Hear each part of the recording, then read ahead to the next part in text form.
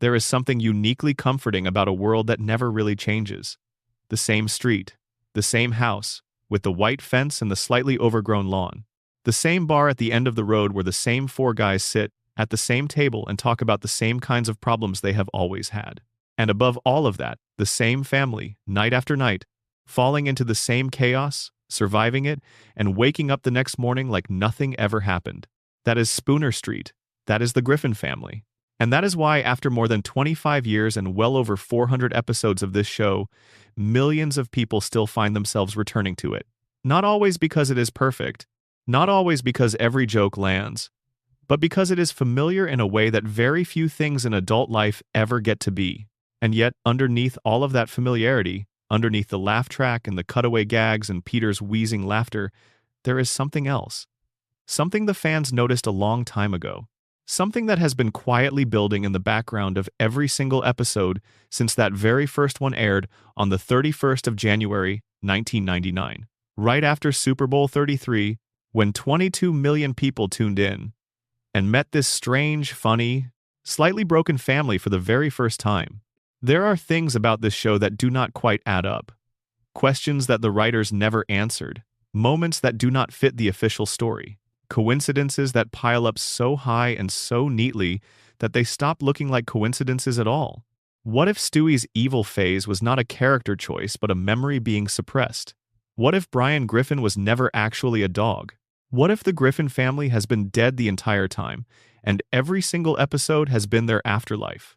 What if the sweet, bumbling chaos of the show is not random at all, but the carefully constructed fantasy of a man who lost everything and retreated into his own mind to survive it? What if the show you have been watching your whole life is something far stranger and far sadder than a cartoon about a fat guy in Rhode Island? That is what tonight is about. We are going to sit with every major fan theory that has ever circulated around this show. We are going to take our time with each one. We are going to look at the evidence, feel out the shape of the idea, and let it settle. This is not a debate. This is not a countdown. This is a conversation, the kind you might have at 2 in the morning when the house is quiet and the only light is the blue glow of a screen, and someone starts talking about a show they love and cannot quite explain why, and then you realize that what they are really talking about is something much bigger than a cartoon. So get comfortable. Close your eyes if you want. This is going to take a while, and that is the whole point. Hey, before we go further, if you're watching this late at night or winding down from a long day, drop a comment letting me know where in the world you are and what time it is. I love knowing who's out there. And if you haven't subscribed yet, please do. It genuinely helps more than you know, and it costs you nothing. Section 1. The Griffins are in purgatory. A theory about sin, suffering, and why everyone is exactly what they don't want to be. Let's start with the one that changes everything else. The one that, once you hear it, makes you look at every single character differently. The one that the show itself seems to have hidden clues about in places so quiet and so subtle that you could watch 100 episodes and never notice them unless you were looking. The theory is this. The Griffin family is dead, not in some vague metaphorical sense, literally dead. And the world of Family Guy is not a cartoon about a Rhode Island family. It is purgatory, a holding place for souls that did not quite make it to heaven and are not quite damned enough for hell. A place where you are forced to exist in a state that reflects your worst self, stripped of everything you could have been, punished not by fire or darkness but by the very circumstances of your life. Think about that for a moment. Really, sit with it. Because when you apply it to each character one at a time, something interesting happens. The pieces fit in a way that is almost too clean. Start with Stewie Griffin. He is, by any reasonable measure, one of the most extraordinary minds ever depicted in animation. He builds time machines. He has traveled across multiple dimensions. He has a laboratory hidden behind a panel in his bedroom wall, equipped with devices that theoretical physicists would not be able to conceptualize until decades from now. He speaks in full, perfectly constructed sentences with a refined transatlantic accent. He understands the multiverse, the nature of causality, the structure of space-time. He once discovered that he himself caused the Big Bang, making him in some very real sense the creator of the entire universe. And he is a baby. He is 1 year old. He wears diapers. He sits in a high chair and eats food from a spoon that his mother holds out to him. In purgatory theory, that contrast is not a joke, it is a punishment. It is the specific, exquisitely designed torture of a mind that was once something vast and powerful, now trapped inside the helpless body of an infant, unable to act on most of what it knows, unable to be taken seriously by anyone around it, unable to escape the fundamental indignity of being an adult consciousness inside a child's body. The genius cannot go anywhere on his own. He cannot drive. He cannot open most doors. He cannot reach most things. He is, in the most practical sense, powerless, and that powerlessness is his hell.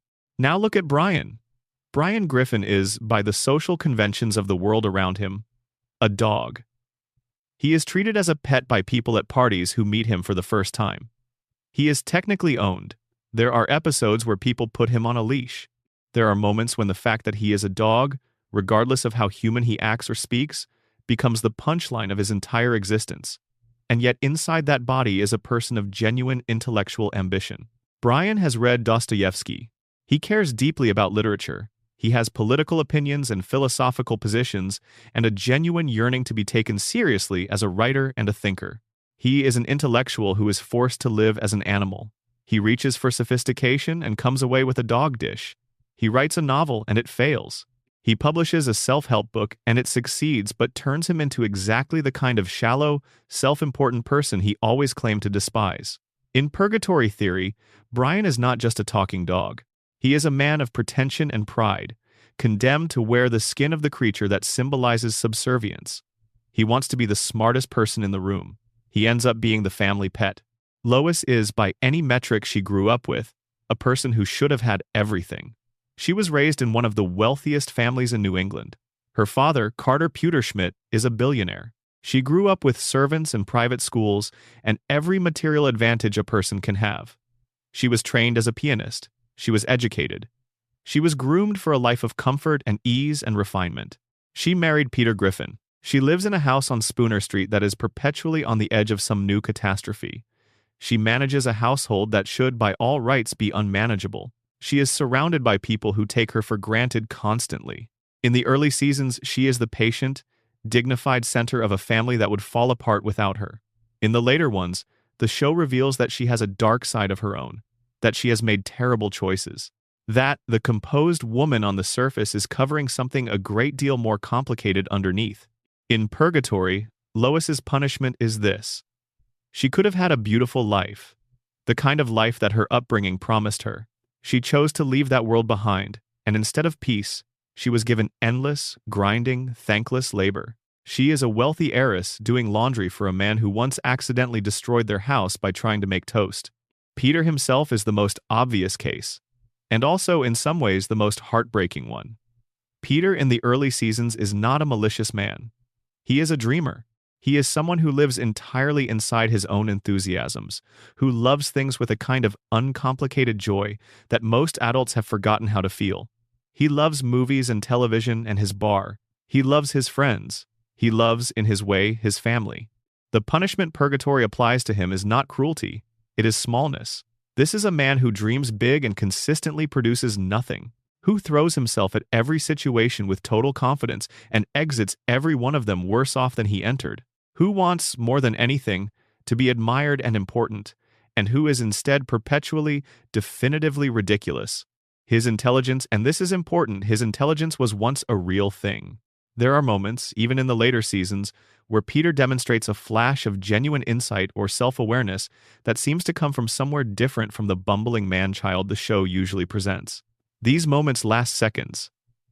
Then they are gone, as though something is suppressing them, as though the rules of the place he is in do not allow him to be more than what the world has decided he is. Chris is probably the most straightforward application of the theory. He is a teenager with an artistic gift that is periodically acknowledged by the show and then immediately forgotten. He has drawn things that were genuinely beautiful. He has surprised people with perceptiveness, but he exists inside the body and the reputation of the stupid, slightly lumpy boy, and no matter how many times he does something that should change how people see him, nothing changes. Meg's version of this is the most brutal, and will get its own section later in this video, but for now, understand that the Purgatory Theory frames her suffering as the most intentional punishment of all. She is a teenager who wants only what every teenager wants: to be liked, to be accepted, to be part of something, and she is surrounded by people who seem cosmically, specifically, almost architecturally arranged to deny her all of that. One of the more merciful versions of this theory suggests that Purgatory in Family Guy is not permanent. It is a place of process. The characters are not condemned but are working through something. And when you look at the long arc of the show, you can see something that supports that reading. Stewie starts evil and slowly, over many seasons, becomes genuinely warm. He learns love, which is maybe the last thing a genius tyrant learns. Brian starts admirable and becomes something lesser, which is the opposite direction, suggesting that not everyone makes the same progress at the same pace. The Purgatory framework also explains one of the show's most consistent and most puzzling structural choices. In Family Guy, nothing ever permanently changes unless the writers want it to. Characters can die and come back. They can learn profound lessons and forget them by the next episode. They can be hurt in ways that should reshape them and wake up the following week as though the hurt never happened. For most of the show's run, this was just how animated comedy worked. Reset buttons are common. But inside the Purgatory theory, this is not a structural convention. This is a property of the afterlife. In a place between lives, nothing can fundamentally move forward unless the soul is ready.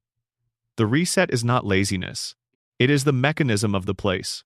There is one moment in the show that the Purgatory theorists return to again and again, and it comes from a line so brief that most people hear it and move on before it has time to register. In the Season 3 episode The Thin White Line, there is a throwaway reference to the Griffin family having vacationed in Purgatory. It is presented as a joke, a quick cutaway reference that is over in seconds.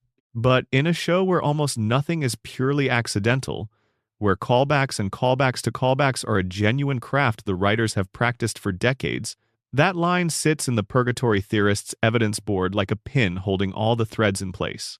The writers of Family Guy have always maintained a certain plausible deniability about what the show really is. Seth MacFarlane has never sat down and said this is what it all means. But the clues, the vacation in Purgatory, the characters who are always exactly what they don't want to be, the suffering that never quite resolves, the moments of grace that appear and disappear, like windows that open and close too fast to climb through those clues, are there, and they have been there from the beginning. What the Purgatory theory ultimately offers is not just a dark reading of a comedy show. It offers something stranger and more comforting than that. It suggests that the suffering on screen is not pointless. It suggests that it is going somewhere, that underneath all the noise and the chaos and the cruelty, there is a structure, a logic, a kind of difficult oblique grace working through people who do not know they need it. That is either the most generous thing you could say about Family Guy, or it is the saddest. Possibly both. Section 2. Peter Griffin's mind and the world inside it. The theory that everything you've watched is one man's grief. This is the one that the internet argued about for weeks when it first surfaced on Reddit, posted by a user under the name RB0308, and then expanded and amended and challenged by hundreds of responses that added their own pieces to the picture. It is darker than the Purgatory theory in the sense that it does not leave room for grace or process or the possibility of eventual peace. It is a theory about a man in unbearable pain, and about the stories we tell ourselves to survive things we cannot accept. The theory begins with a night that the show never depicts, a night that exists only in the spaces between what we are shown. Meg and Chris Griffin die in a drunk driving accident on the way home from a school party. Meg is driving. Chris is in the passenger seat. There is a crash. Neither of them survive. Back on Spooner Street, Lois Griffin, who is pregnant, receives the news. She is already carrying the child who would have been Stewie. The grief of losing two of her children in a single night is more than she can bear. She takes her own life. The unborn child does not survive either. Peter Griffin, alone now in a house that 3 days ago held everything he loved, loses his mind. He is institutionalized. He spends his days in a hospital, visited occasionally by Cleveland and Quagmire, who are the same as they always were. And in order to survive what has happened, Peter retreats completely into a constructed reality that exists only inside his own head. A reality where everyone is still alive. A reality where there is still noise in the house and dinner on the table and the sound of children arguing in the upstairs hallway. The world of Family Guy is that reality. Now watch how neatly everything fits. Meg is treated with contempt and cruelty by everyone in the show, most of all by Peter himself. In the real world, Peter loved Meg. She was his daughter. But in the fantasy he has built to survive her loss, he cannot forgive her. She was driving. She made a choice that cost him his family. The contempt the show's Peter shows toward Meg is not the writers being cruel for laughs, it is the expression of a father's grief, twisted into something he can live with. He cannot grieve her as the daughter she was, because grief would require acknowledging what happened. So instead, inside the fantasy, she is someone he resents. Chris exists in the fantasy as intellectually limited, awkward, cheerfully oblivious to most of the world around him. The real Chris, according to the theory, was different. He was warm and caring, close to Meg, devoted enough to his sister that he went to a party he probably should not have attended because she asked him to come along. He did not get enough oxygen during birth and had some cognitive challenges. And Meg, his beloved older sister, spent years compensating for that, protecting him, advocating for him. The fantasy version of Chris does not carry any of that weight. He is softened, made simple and harmless. Peter has preserved the emotional core of his son, the sweetness, the good nature, without the memory of what happened to him. Lois in the fantasy is patient and devoted. She has flaws, yes, but she is there. She is present. She loves Peter in her way. The real Lois is gone, and the hole she left is so profound that Peter has constructed an entire person to fill it. In the fantasy, she is sometimes cold, sometimes frustrated, sometimes brittle in ways that the early Lois was not. Those are the moments when the seams show. When the constructed version fails to perfectly replicate what was real, Stewie is the most philosophically interesting part of this theory, and the one that has generated the most discussion. Peter never met his unborn son. He knew about him, Lois was pregnant, but the child was never born. So in Peter's mind, Stewie is an invention. He is Peter's idea of who his son could have been, constructed from hope and grief and imagination in equal parts. Peter, in the real world, is not stupid. He is a man of genuine interior depth who has decided, in his fantasy, that he is not. He has handed his own intelligence to the child he never got to raise, and made that child extraordinary. Stewie is what Peter's mind imagines when it lets itself dream of who Stewie might have been. The genius, the vocabulary, the schemes and machines, and the terrifying, brilliant ambition. Those are Peter's gift to his imaginary son. The greatest thing he could give the child he never knew was the gift of an unlimited mind. Brian, in this version, is the part of Peter that is still intact. The intelligent, observant, self-aware part of Peter that got swallowed by the trauma and the institution but never entirely disappeared. Brian is what Peter's mind created to hold the version of himself he lost. This is why Brian is the most human character on the show despite being a dog. He is human. He is Peter. He is the man Peter was before the accident, preserved in the body of an animal because even Peter's own mind could not give him back completely. Cleveland, in the real world, visits Peter regularly. He sits beside the hospital bed and talks. He tells Peter stories. He is loyal and patient and deeply kind, which is exactly how Cleveland appears throughout the show. When Cleveland eventually leaves for Virginia in The Cleveland Show, the theory suggests that Cleveland took a break from the visits, that the real man needed distance for a while. The absence in the fantasy is faithful to the absence in reality. Quagmire is a more complicated case. In the real world he is, reportedly, much the same as he appears in the fantasy larger-than-life, magnetic, someone whose charm masks a history that is complicated and dark. He visits too, occasionally, but he is the kind of friend who shows up in bursts rather than consistently, and his presence in the show reflects that. Joe Swanson, on the other hand, Peter has never met in real life. Joe is pure invention. Peter was told about him by Cleveland and Quagmire during their visits. A neighbor down the street, they said. A cop, a man in a wheelchair, tough and principled, and the kind of father and husband that Peter always admired. And so Peter put him in the fantasy, whole and fully formed, the embodiment of the man Peter dreamed of being. A good man in a difficult situation who never stops being good.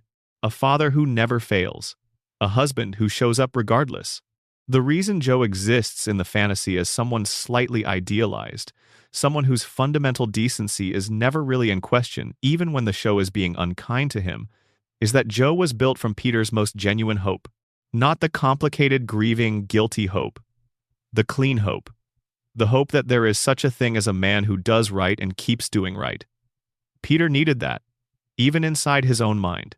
What about the resets? The fact that characters can die and come back, that consequences dissolve, that nothing stays changed from one episode to the next? Inside Peter's fantasy, this is not a structural convention of animation. This is a symptom of his condition.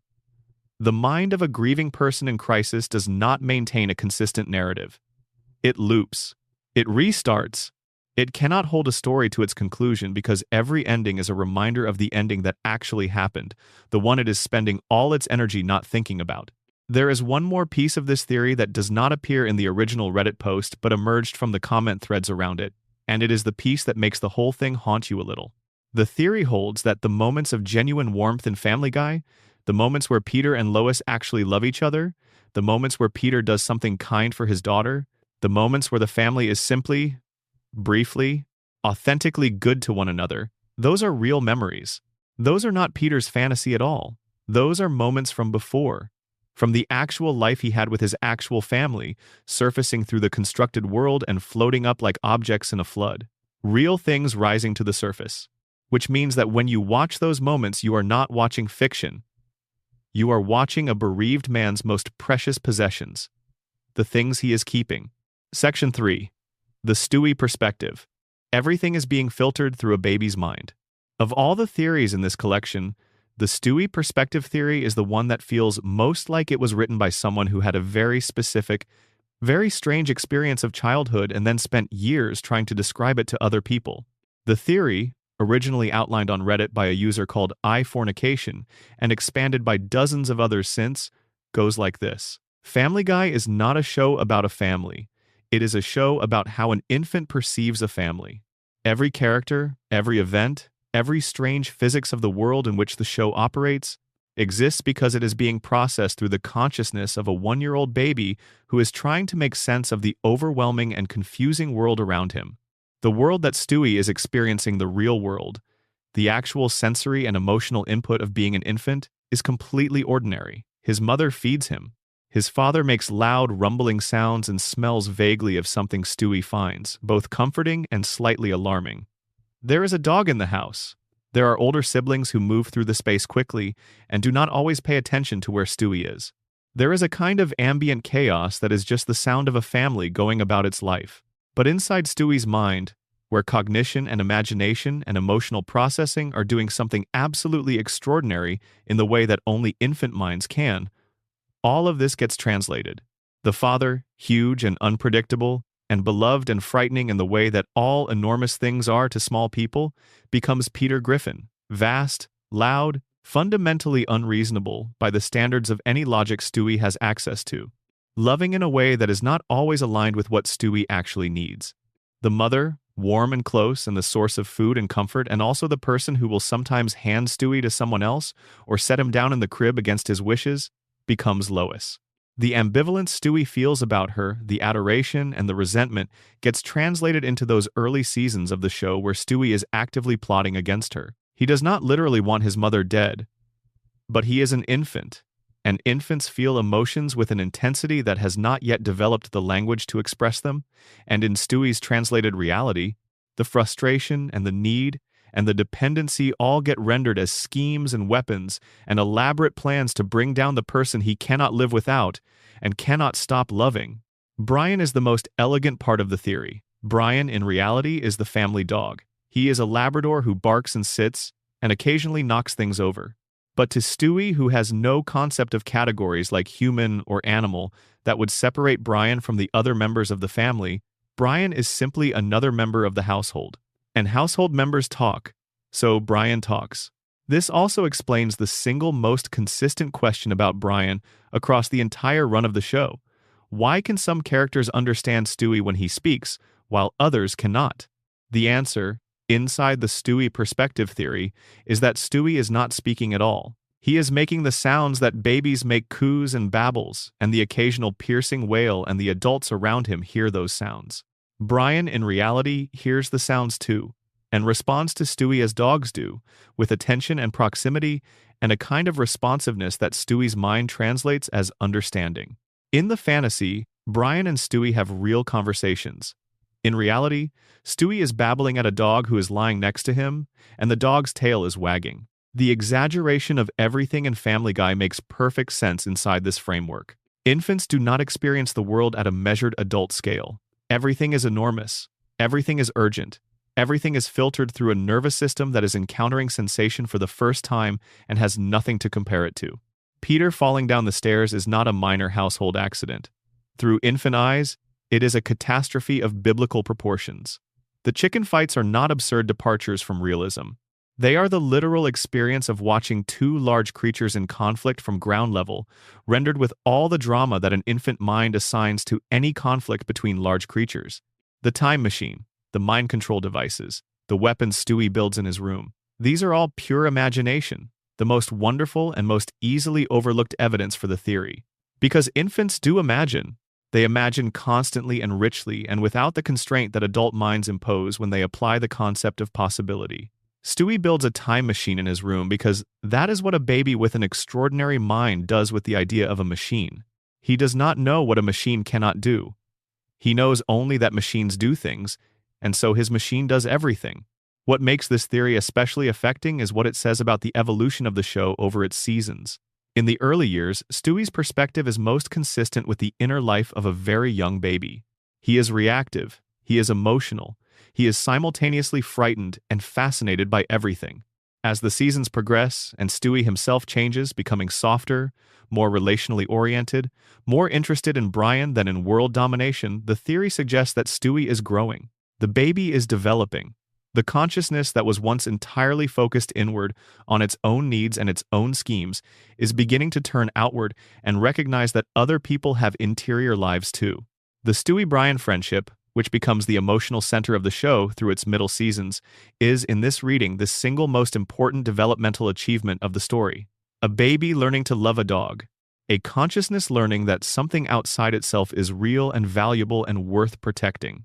When Brian dies in Season 12 and Stewie is devastated, when Stewie uses the time machine to go back and save him, when the return is treated with a weight and an emotion that the show rarely gives to anything that is an infant who has lost his most beloved companion and cannot accept the loss. The desperation is not plot machinery. It is the purest expression of grief that a baby mind can generate. There is an episode in Season 3 called A Mission Impossible, in which Stewie travels inside his mother's body to prevent the birth of a sibling and must contend with his father's sperm, which are rendered as little soldiers. The episode is absurd and funny and typical Family Guy, but inside the Stewie perspective framework, it is something else entirely. It is a baby processing the anxiety of impending sibling arrival, the fear that a new baby will mean less of everything, less attention, less love, less of the warmth that is currently directed entirely at him. The war inside Lois's body is Stewie's mind translating that fear into story. The theory also provides an explanation for the show's most persistent structural oddity, the fact that Stewie never physically ages across 25 years of episodes. He is 1 year old in Season 1. He is 1 year old in Season 24. In reality, this is simply an animated television convention, but inside the theory, it is something else. It is the fact that we are living inside the consciousness of this baby at a single, continuous, expanded moment of his early life. We are not watching years pass. We are watching one extraordinarily long infant imagination, unfolding at its own internal pace, which bears no reliable relationship to clock time. The universe of Family Guy is the universe of a brilliant infant mind. It contains everything it needs to contain. It leaves out everything an infant would not think to include. And it is, despite all the chaos and the cruelty and the absurdity, a place where love is real, where the dog is a friend, where the mother, for all of Stewie's protestations, is the center of gravity around which everything else orbits. That is, when you really look at it, a beautiful thing. Section 4. Brian Griffin was never a dog. The CIA, American Dad, and the theory of the transferred mind. There is a question that has lived at the edge of Family Guy fandom for a very long time, and it is deceptively simple. Why is Brian Griffin the way he is? Not in the narrative sense. Not because the writers made him that way.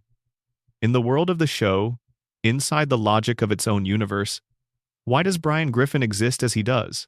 Why is one dog in a world full of ordinary, non-speaking animals capable of driving a car, writing a novel, maintaining romantic relationships with human women, raising a mostly human-appearing son, and holding conversations about Sartre? The other animals in Family Guy are animals. They bark, they run, they do not sit at tables and drink martinis and have opinions about public policy. Brian is the only one. And the show has, across its entire run, never offered a satisfying in-universe explanation for why. Which is where the fan theory steps in. The theory, assembled by researchers across multiple fan communities and drawing heavily on connections to Seth MacFarlane's other show, American Dad, proposes that Brian Griffin was once a human being. That at some point before his life on Spooner Street began, a human mind, Brian's mind, was transferred into the body of a dog. That what we see when we look at Brian is not an exceptional animal but a displaced person. A man living inside the wrong skin. The evidence from American Dad is substantial and specific. In that show, which is set in the same narrative universe as Family Guy and has crossed over with it multiple times, the CIA regularly conducts experiments involving the transfer of human consciousness into animal bodies. Klaus, the Smith family's talking goldfish, is an example that the show provides directly and unambiguously. Klaus was a German Olympic athlete whose mind was placed into the body of a fish by CIA operatives during the Cold War, and he has lived as a fish ever since. He talks, he has opinions, he has a complicated emotional life. He is a man in the wrong body.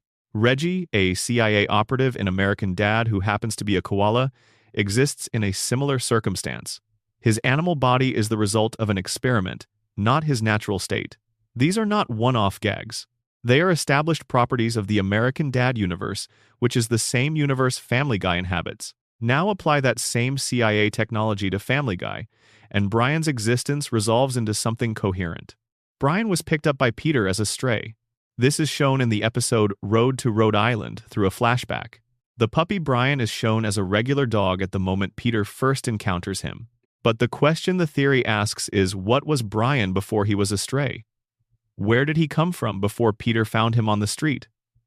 The show never answers this. A whole life before Spooner Street exists in the space of a single flashback, and all we are shown is a brief and terrible moment when young Brian is abandoned by his mother at a farm, a moment so painful that it fundamentally shaped his personality and his abandonment issues, and his relationship to safety and belonging. But what if there is a chapter before even that? What if the dog Peter found on the street was already something more than a dog? What if the CIA, operating in the same universe where they regularly conduct consciousness transfer experiments, had already done their work on Brian before Peter came along? The theory does not require a specific origin story, but it does invite you to notice a particular piece of evidence that has no other clean explanation. Brian's son, Dylan Flanagan, introduced in Season 5, is the biological son of Brian and a woman named Tracy Flanagan. And here is what makes Dylan strange in the context of an ordinary talking dog. Dylan appears essentially human. He has no visible canine features. He is a human-looking boy. The child of a dog and a human woman looks human. In strict biological terms, even in the permissive biology of an animated comedy, that should not be the case. But if Brian's body is canine while his genetic material is, at some deeper level, still that of the human person whose mind inhabits the dog, then the offspring of Brian and a human woman being essentially human makes a kind of sense. His biology reflects what he actually is. This theory also reframes Brian's relationship to language and culture. Brian does not just speak, he speaks with the vocabulary, the references, the cultural fluency of an educated adult human. He reads literature that a dog who had simply evolved greater intelligence would have no particular reason to encounter. He has aesthetic preferences that are specifically human in their formation: jazz, certain novelists, a particular brand of martini preferences that come from a life of having been a person who existed in the world of human culture. The alcoholism. This is worth spending a moment on. Brian drinks heavily throughout the show, and the show occasionally treats this as comedy and occasionally treats it with more weight. There is an episode, Brian and Stewie, widely considered one of the finest episodes the show ever produced, in which Brian reveals to Stewie that he keeps a gun in a safety deposit box and that it is there for a specific reason. The emotional weight of that revelation is not the weight of a dog who has gotten sad. It is the weight of a person who has been carrying something for a very long time. The drinking makes the most sense if Brian is a man displaced from his own life, living in a body that is not his. connected to a family that is not quite his family, not quite belonging anywhere, not quite being seen as what he actually is. That is the kind of situation that might, over years, produce the relationship with alcohol that the show depicts. The CIA connection runs even deeper for fans who follow both shows carefully. The establishment that Family Guy and American Dad exist in the same universe is not a fan inference. It is textually confirmed within both shows. Characters have crossed over. Locations have been referenced. The rules of one world apply to the other. This means that the CIA's consciousness transfer technology, explicitly shown in American Dad, is definitively available within the world of Family Guy. There is also this.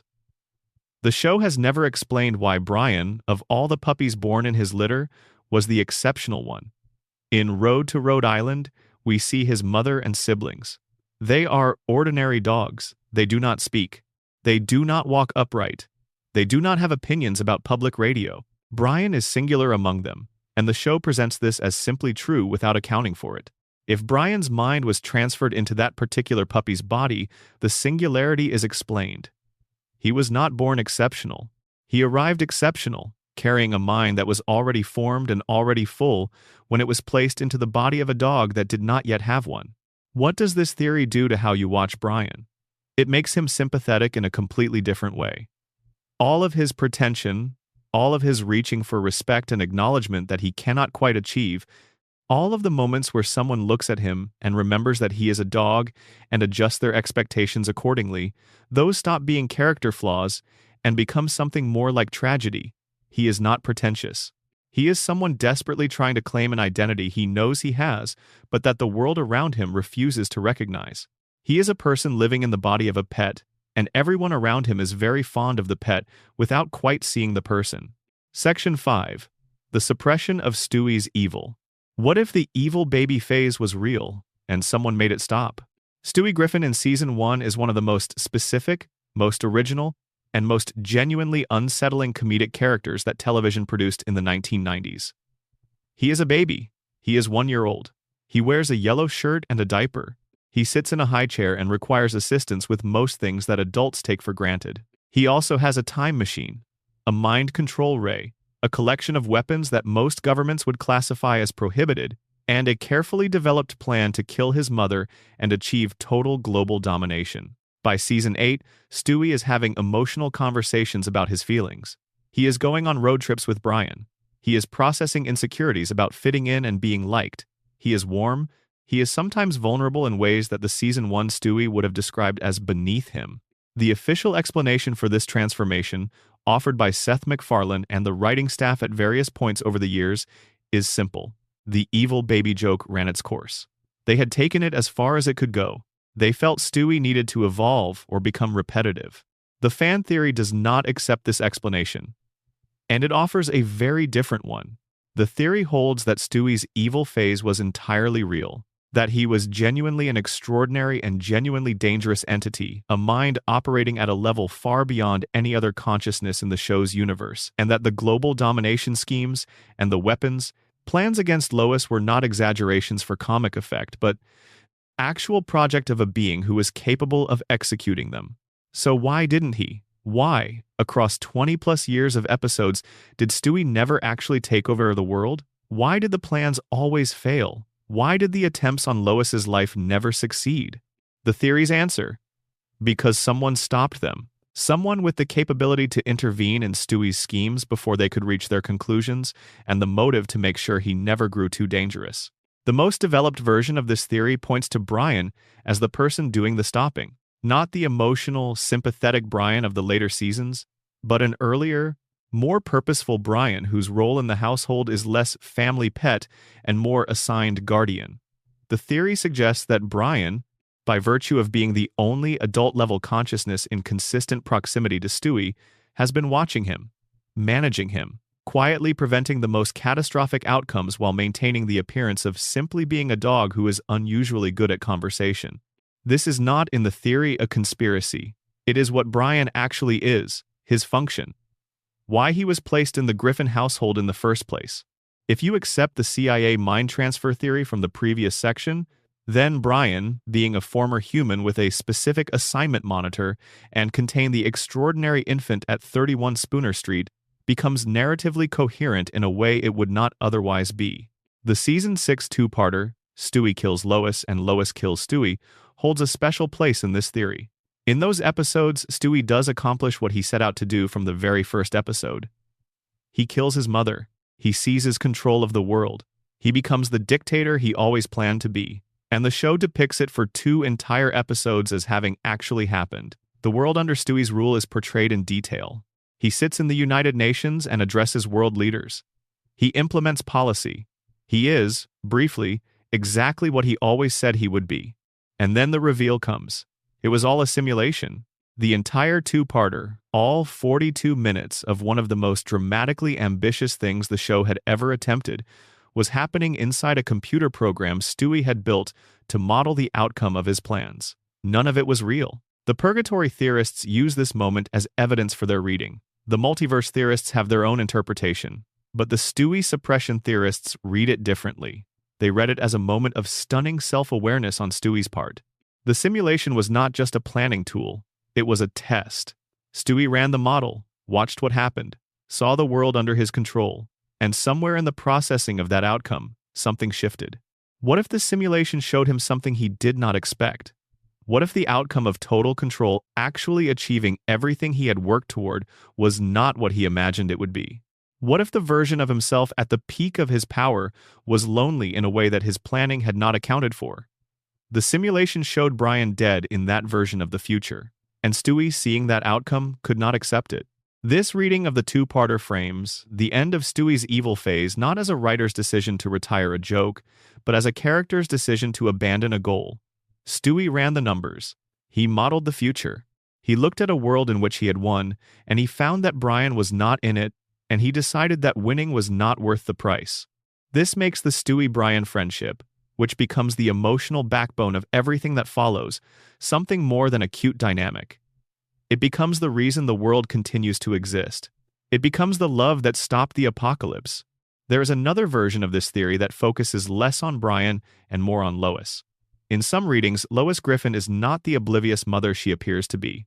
She is aware at some level, in some way the show never quite makes explicit of what her youngest child is capable of. And she has been managing it for his entire life. Think about the moments when Stewie aims a weapon at Lois and she does not react. When he delivers monologues about killing her and she smiles and hands him his milk. The standard explanation is that she simply cannot hear or understand him. But what if she can? What if Lois, beneath the patient domesticity, is the most dangerous person in the house? What if her gentleness is not ignorance but strategy? What if every maternal act, the feeding, the holding, the daily warmth, is deliberately chosen because she knows, on some instinctive level, that love is the only thing that has ever made Stewie choose to be something other than what his mind would otherwise make him? In this reading, Lois did not just raise a child. She domesticated something that could have unmade the world, using nothing but kindness and consistency and the irreducible power of being someone's mother. The later seasons bear this out in a way. Stewie's warmth is specifically oriented toward the people who love him. When Brian shows that love, Stewie softens. When Lois offers it genuinely in the occasional episodes where their relationship is depicted with real warmth, Stewie drops his defenses entirely. He does not respond to power. He responds to being loved. That is, for a would-be dictator, a remarkably human vulnerability. The suppression theory ultimately argues that the shift in Stewie's character across the show's seasons is not a creative failure or a pragmatic writer's choice. It is the story of someone who was capable of the worst and chose something better. Not because he was forced to, not because someone stopped him with superior force, but because the love around him, offered consistently and quietly and without asking for anything dramatic in return, turned out to be the more powerful thing. And if you needed evidence that Family Guy, underneath everything, has always had a heart, that might be it. Section 6.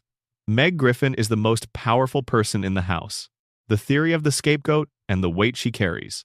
Before anything else, a note on Meg Griffin as she actually exists in the show. In the early seasons, seasons 1 through 3, Meg is simply the normal one. Not dramatically treated, not targeted, She is the teenage daughter who is less interesting than a talking dog and a genius baby, and that relative ordinariness is the extent of the joke. She wants to fit in. She sometimes does not. Her father is occasionally inattentive, but she is loved, however imperfectly, and the family is recognizably on her side. Then the show comes back from cancellation, and over the next decade, what happens to Meg Griffin becomes something that several critics and scholars of popular culture have described, without exaggeration, as one of the most sustained depictions of familial abuse in mainstream comedy television. The contempt becomes explicit, physical, almost ritualistic, and the show presents it as comedy. The fan theory about Meg's power does not argue with any of that. It does not try to soften what happens to her. It looks at what happens to her and draws a very different conclusion from the one the show seems to intend. The theory starts with a structural observation. In the season 10 episode Seahorse Seashell Party, Meg finally breaks. Trapped in the house during a hurricane, she confronts her family about how they have treated her and delivers a speech that is direct and accurate and more emotionally honest than almost anything else in the show's entire run. She names every specific thing that has been done to her. She holds nothing back. She speaks truth. And it destroys them. Without Meg absorbing the household's dysfunction, without her serving as the target for everyone's displaced frustration and self-loathing, the family begins immediately to fall apart. Peter turns on Lois, Lois turns on Chris, everyone turns on Brian. The thin fiction that the Griffins are a functional unit collapses the moment the one person willing to absorb the brunt of their collective chaos stops absorbing it. The episode ends with Meg voluntarily resuming her role. She goes back. She takes it back. She chooses, consciously and explicitly, to be the family's scapegoat, because the alternative is watching the people she loves destroy each other. The official reading of that ending, the reading that many fans found deeply troubling, is that it tells victims to accept their suffering for the stability of others. But the fan theory inverts that reading completely. In this theory, Meg is not a victim who is choosing to continue being victimized. Meg is the most powerful person in the house, and she knows it. She is the one who holds everything together. She is the one whose willingness to absorb punishment allows everyone else to function. She is the load-bearing wall of the Griffin family. And the Seahorse Seashell Party episode is the moment she demonstrates this not by failing, but by passing a test. She proves that she has the power to dismantle the family by simply withdrawing. And then she chooses not to use it. That is not weakness. In the theory's framework, that is an almost incomprehensible act of strength. The theory goes further. It argues that Meg's position in the family is not accidental, and not simply the result of the writer's creative choices over the years. It is structural. The Griffin family, for all its chaos, requires a designated person to carry its aggregate weight. The Jungian concept of the scapegoat suggests that in any dysfunctional system, one person is unconsciously selected to embody all the system's failures, so that the others can maintain the fiction of their own adequacy. Meg is that person. But the theory adds a crucial additional element. The person who serves as the scapegoat in a family system is almost always the one who is strong enough to do it. Meg does not carry the family's weight because she is the weakest member.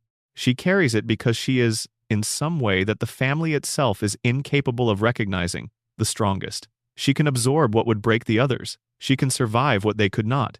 Evidence for this appears in scattered episodes throughout the show's run.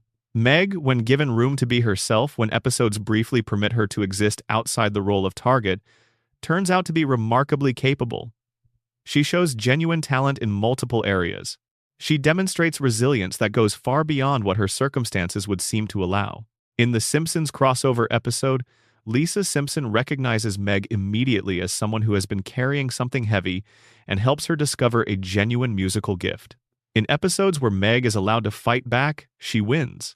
The theory also points to a recurring pattern in how Meg's moments of strength are handled by the narrative. They happen, they are effective, and then they are immediately reversed. The reset button is pressed. Meg returns to her designated position. This is treated as a failure, as evidence that the writers could not commit to real change for this character. But inside the fan theory, the reset is Meg's choice. She could stay changed. She could hold the power she demonstrated. She returns because she has decided, again and again, that holding the family together matters more to her than claiming the position she has earned. What kind of person makes that choice over and over? Not a weak person. not a victim who does not know any better. The theory frames Meg's existence in the Griffin family as an act of sustained, largely unrewarded heroism. She is not pitiful. She is, in a way that the show never quite manages to make explicit, the reason the family still exists. The reason Peter still has someone to come home to. The reason Lois has not given up. The reason the household stays in one piece despite every force working against it. She is the one they all need, and the one none of them can see clearly enough to appreciate. And she has known this for a very long time. There is something almost devotional about this reading of Meg Griffin. It transforms one of television's most abused recurring characters into something closer to a saint, someone who absorbs suffering not because they have no choice, but because they have chosen, with full awareness, to let the weight fall on them rather than on the people they love. Whether or not you find that reading comforting or troubling probably depends on a great deal about how you understand love and sacrifice. But it is impossible to watch certain Meg moments in the later seasons without feeling that there is something in the character that the theory is correctly identifying. A depth, a patience, a capacity for endurance that goes so far beyond ordinary resilience that it starts to look like something else entirely. Section 7. The Parallel Universe Divide. Why the pre-cancellation Griffins and the post-cancellation Griffins are different families. This one arrived from the fandom assembled around a Reddit user called Ho Ho Swacky Quest, and it explains something that anyone who has watched Family Guy from the beginning has noticed, even if they could not quite name it. The Griffins of seasons 1 through 3 are not the same family as the Griffins of season 4 onward. This is not a complaint about quality or about character consistency, though it touches on both. It is a structural observation about the fact that when the show was cancelled in 2002 and then returned in 2005, it came back different in ways that go beyond writing staff changes or animation style updates. The family dynamic changed. The emotional texture changed. Peter changed. Meg changed most of all. And the changes were not gradual, they arrived, fully formed, when the show resumed. The multiverse theory of Family Guy holds that this is not a production consequence. It is a narrative truth. The seasons 1 through 3 Griffins and the post-cancellation Griffins are different families from parallel universes who happen to share a name and a house. The evidence is most visible in Meg. In the first 3 seasons, Meg is awkward and somewhat invisible, but she is treated with a basic level of affection by her parents. Peter ignores her more than he should, but there are episodes where he clearly cares about her. The Meg of season 4 onwards becomes the target of something systematic and specific in ways that would require a complete psychological transformation of the entire family to explain. The theory's argument is that this is not a transformation. It is a replacement, a different Meg from a parallel timeline in a slightly different family configuration that happens to closely resemble the original. This also explains Stewie's transformation. The theory does not need to argue that the writers retired the evil baby concept. In this reading, the evil genius Stewie of the first 3 seasons is from one universe, and the emotionally developing Stewie of the revival is from another, different individuals. Remarkably similar but not identical, in the way that parallel versions of a person share most but not all of their nature. The theory gains its most specific support from the season 10 episode Back to the Pilot, in which Brian and Stewie use the time machine to travel back and observe the events of the show's very first episode. When they arrive, they are clearly in a different world, different character designs, a different visual quality, a different general atmosphere. The episode treats this as the past, as time travel. But the multiverse theorists argue that Brian and Stewie do not travel back in time during Back to the Pilot. They travel sideways. They arrive in the universe where the original Griffins live. The universe that was cancelled. The confirmation, the theorists say, is in how the other characters respond to the present-day Brian and Stewie. They are recognizable as the characters, but the context around them is subtly wrong. The world does not quite fit. Things are different enough that the whole episode has a slightly dissonant quality that goes beyond simple production differences between early and late seasons.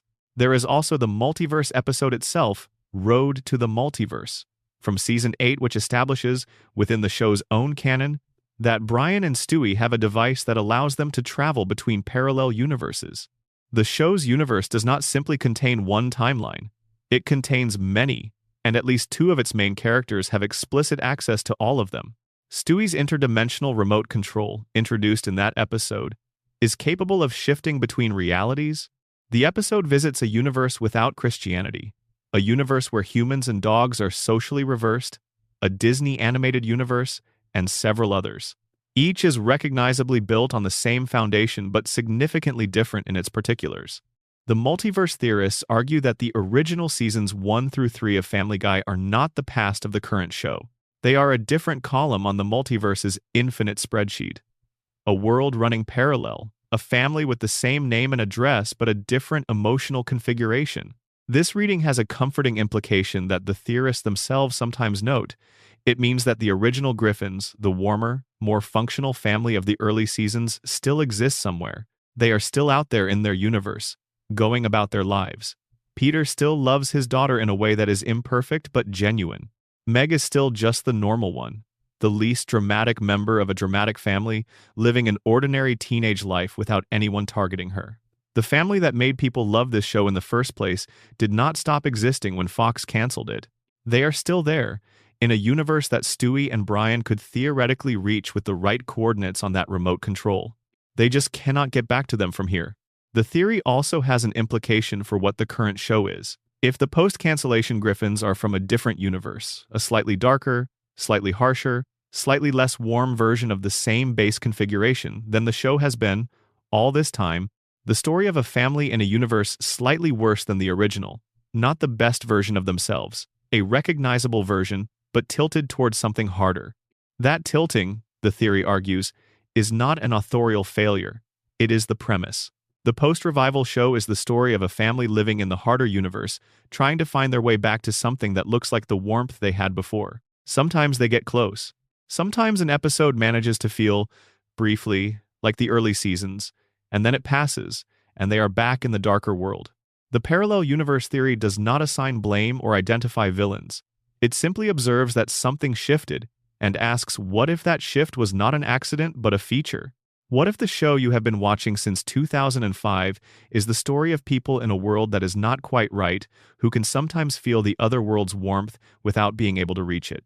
That is, depending on your mood, either melancholy or hopeful, usually some of both at the same time. Section 8. Quagmire's dark nature and the things that don't add up. The incubus theory and what lies beneath the aviators.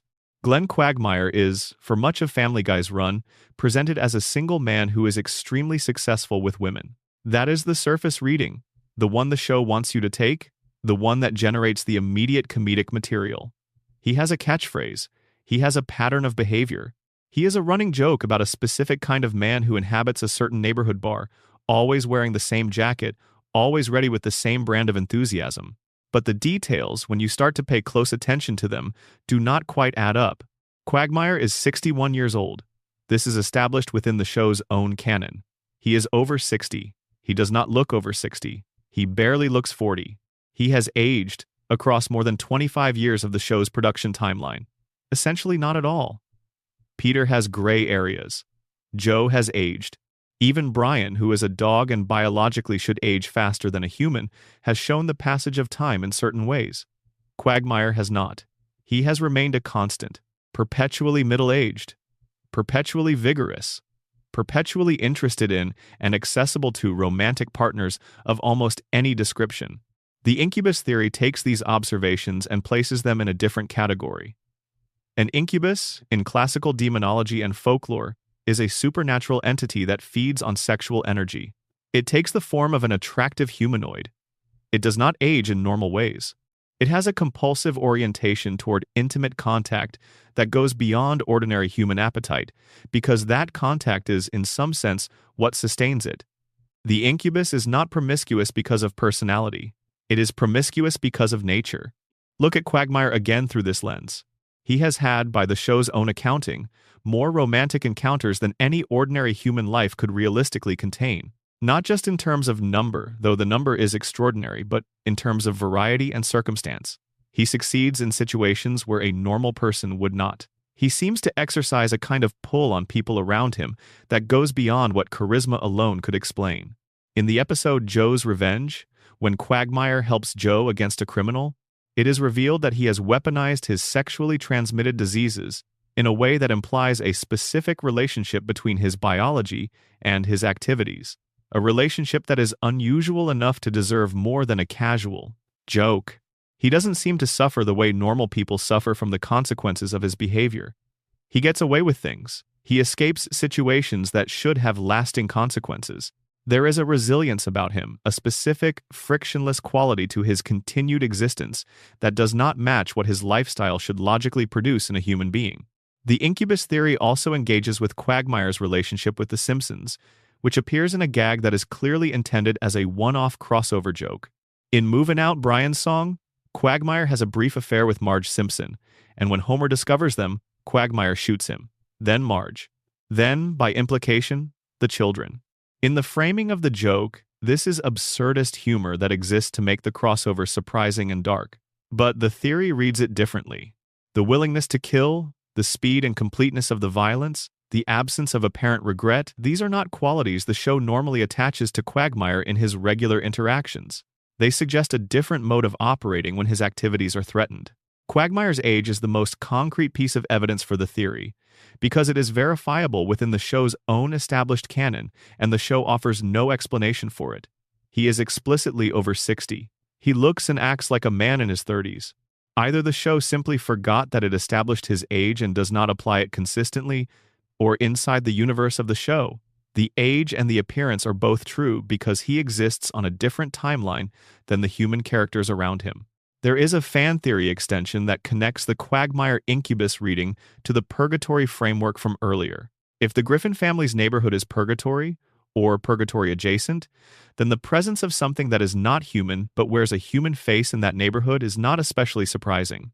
Purgatory is, in most theological traditions, a place where multiple kinds of entities can operate, a creature that feeds on the energy of its surroundings, that ages differently, that leaves a distinctive trail of consequence and consequence avoidance in equal measure, fits into the neighborhood more naturally in that framework than it does in a mundane Rhode Island suburb. The theory does not require Quagmire to be aware of what he is.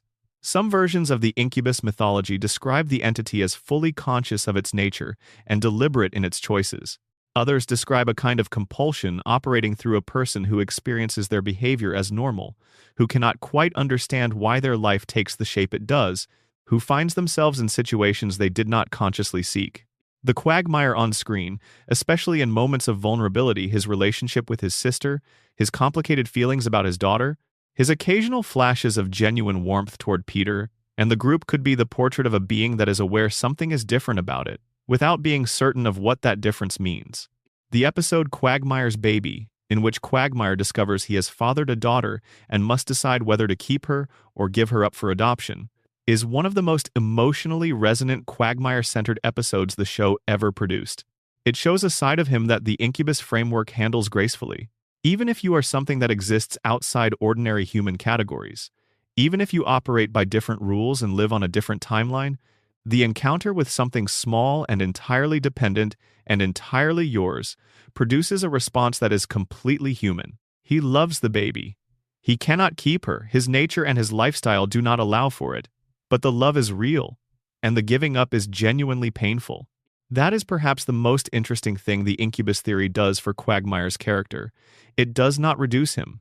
It does not make him simply a monster in a bowling shirt. It makes him something genuinely tragic.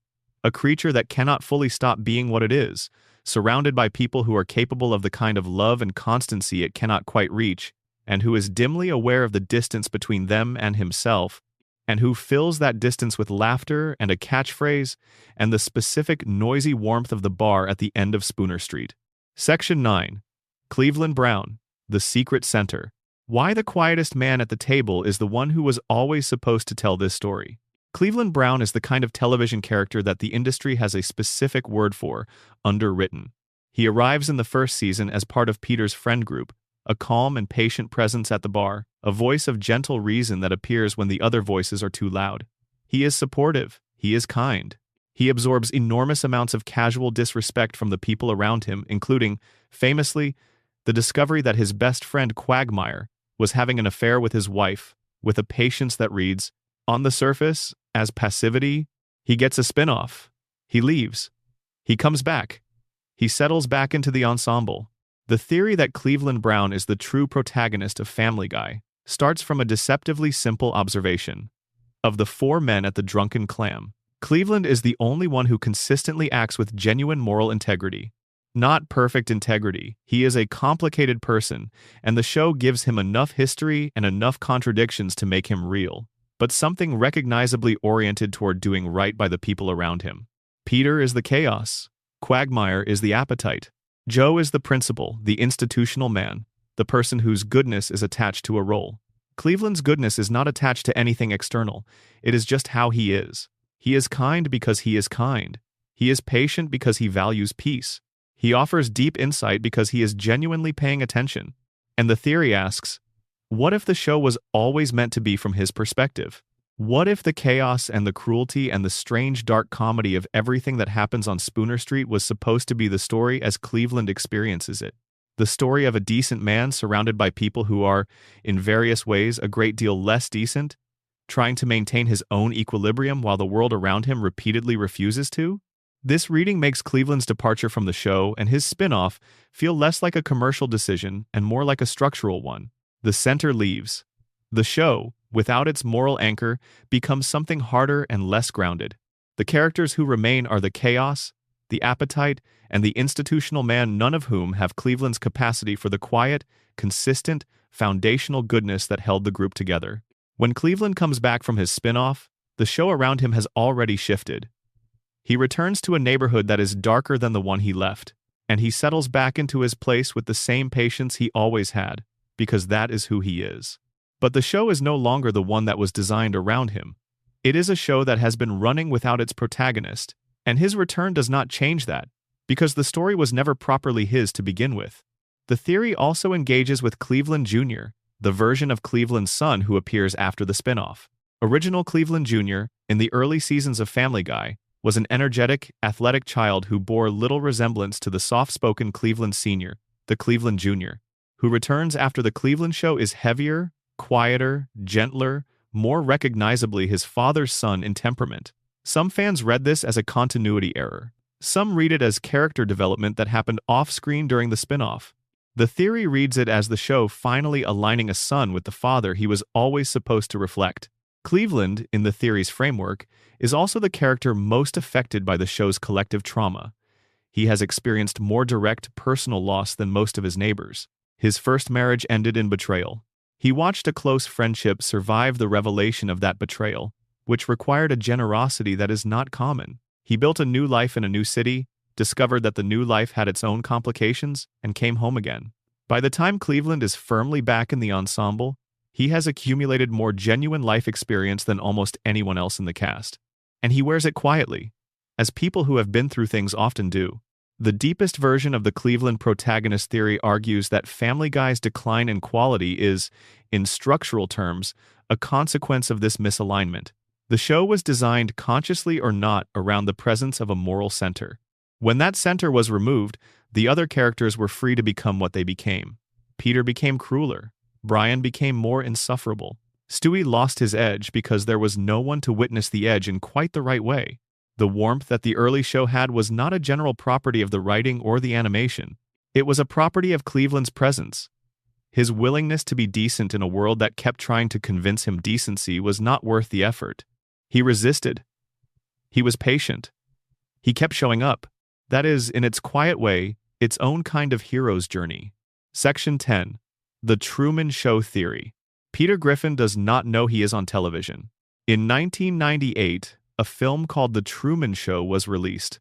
In it, a man named Truman Burbank has lived his entire life inside a massive, domed television set, surrounded by actors playing his friends and family, broadcasting his life to a global audience without his knowledge. Everything around him is constructed. Everything is set designed. The love, the community, the town, all of it is performance for other people's entertainment. He is the only real person in his world, and he does not know it. The theory that Peter Griffin is in a similar situation has been circulating among Family Guy fans since at least the early 2010s, and it gains traction from specific, unusual moments in the show that seem designed, whether intentionally or not, to make a careful viewer pause. Peter breaks the fourth wall more than any other character on Family Guy.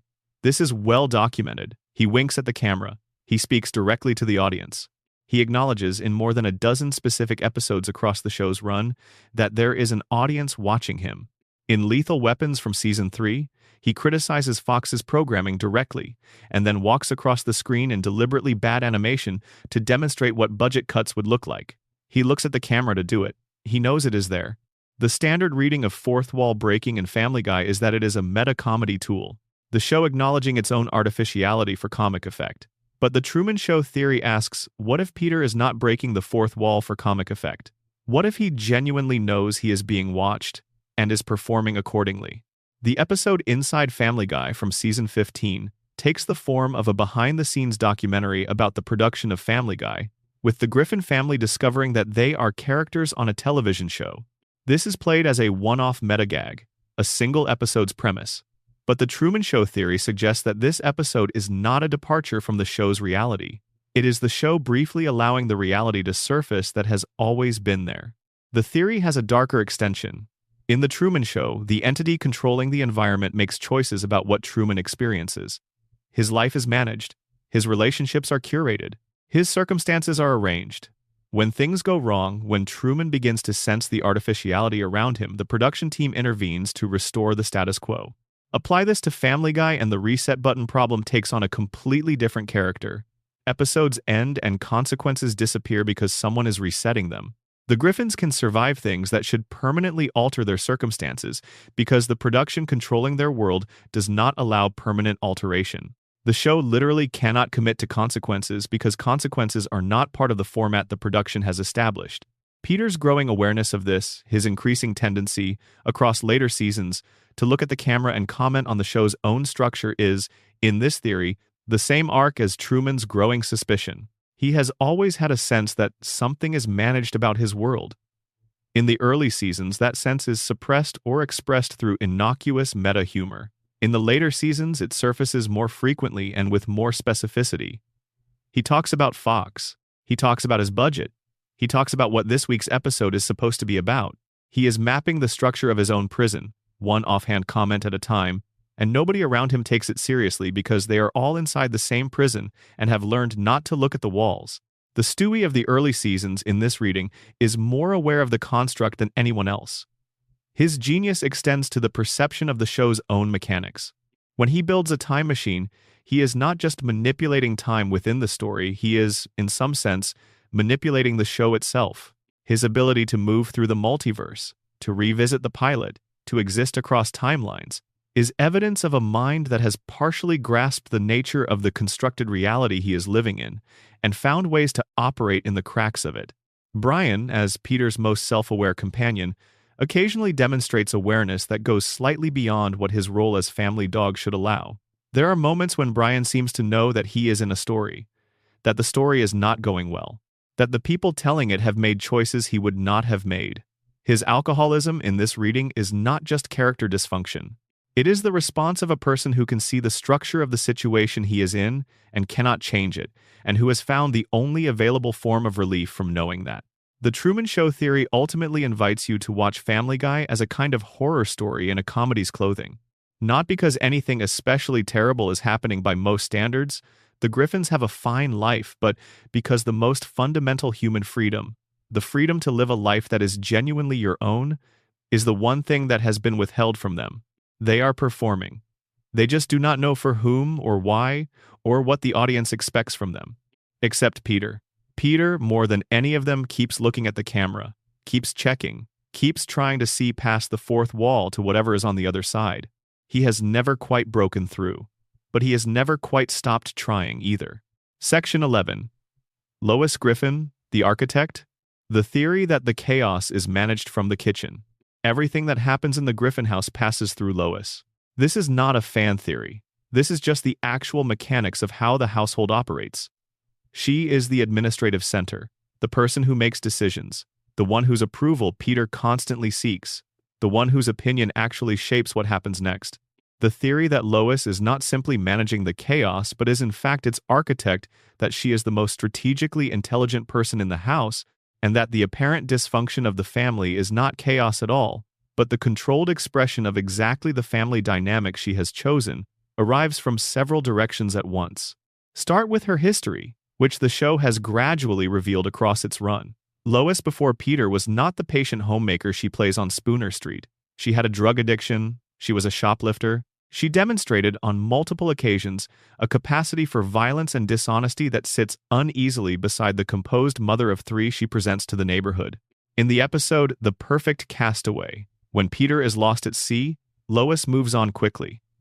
In multiple episodes, her responses to difficult situations are more ruthless than they appear. The backstory, if you track it carefully, describes a person who is not temperamentally suited to the domestic role she occupies. She was wild. She was skilled at activities that require a degree of calculated risk. She was also a model, a figure who learned to construct and present a version of herself for external consumption. She chose Peter, specifically, when she could have chosen anyone, and the theory asks what that choice was actually for.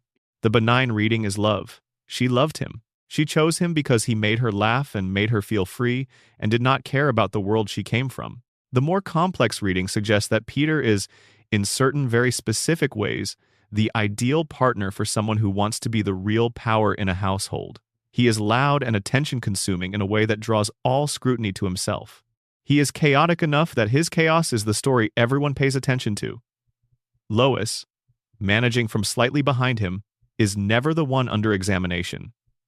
She is the one everyone feels sorry for. She is the one that the neighborhood and the audience extend automatic sympathy and goodwill to, because look at what she has to deal with. That goodwill is protective. It is social capital.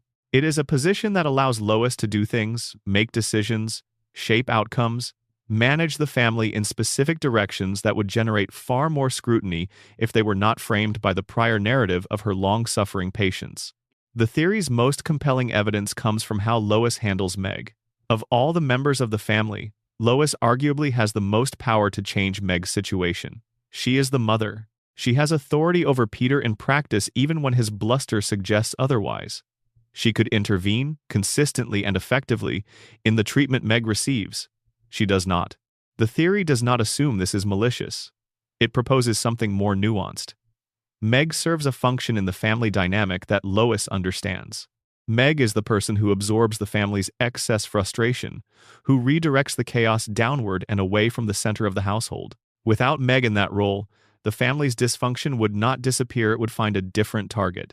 Lois, by allowing the dynamic around Meg to persist, is in some way managing where the family's tension gets directed, not cruelly, not deliberately abusively, but with a strategic awareness of how families work and where the pressure needs to go. This reading makes Lois the most unsettling character on the show, which is not the position she is typically placed in. Peter is supposed to be the frightening one in later seasons. Brian is the insufferable one. Stewie was the dangerous one. But Lois, in the architect theory, is the one who understands the machine she is operating and makes calibrated choices about it. There is a version of the theory that connects Lois to her father, Carter Pewterschmidt. Carter is one of the richest and most powerful men in New England. He despises Peter with a consistency that goes beyond simple snobbery. He has never accepted the marriage, and yet he continues to be present, to be available, to provide resources when the family needs them in ways that always somehow work in his interest. The theory proposes that Lois's domestic life is partially funded by Carter in ways that the show acknowledges obliquely. One Reddit user noted that the family's finances, which should by any rational calculation be catastrophic given Peter's income and his spending habits, are maintained at a level that suggests external support. Stewie's Calvin Klein modeling income from Season 2 is one explanation. Carter's quiet financial intervention is another.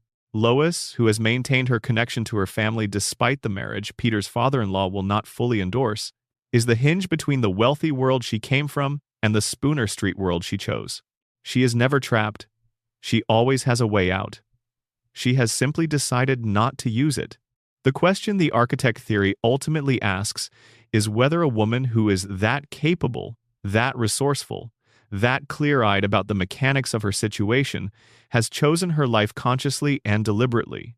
And if she has, if every element of the family she manages is in some sense the family she built, then Family Guy is not the story of a woman coping with a chaotic husband and a difficult household. It is the story of a woman who is exactly where she wants to be, doing exactly what she has decided to do, and being seen by everyone around her as something much simpler than she actually is. That is a portrait of a genuinely complex person.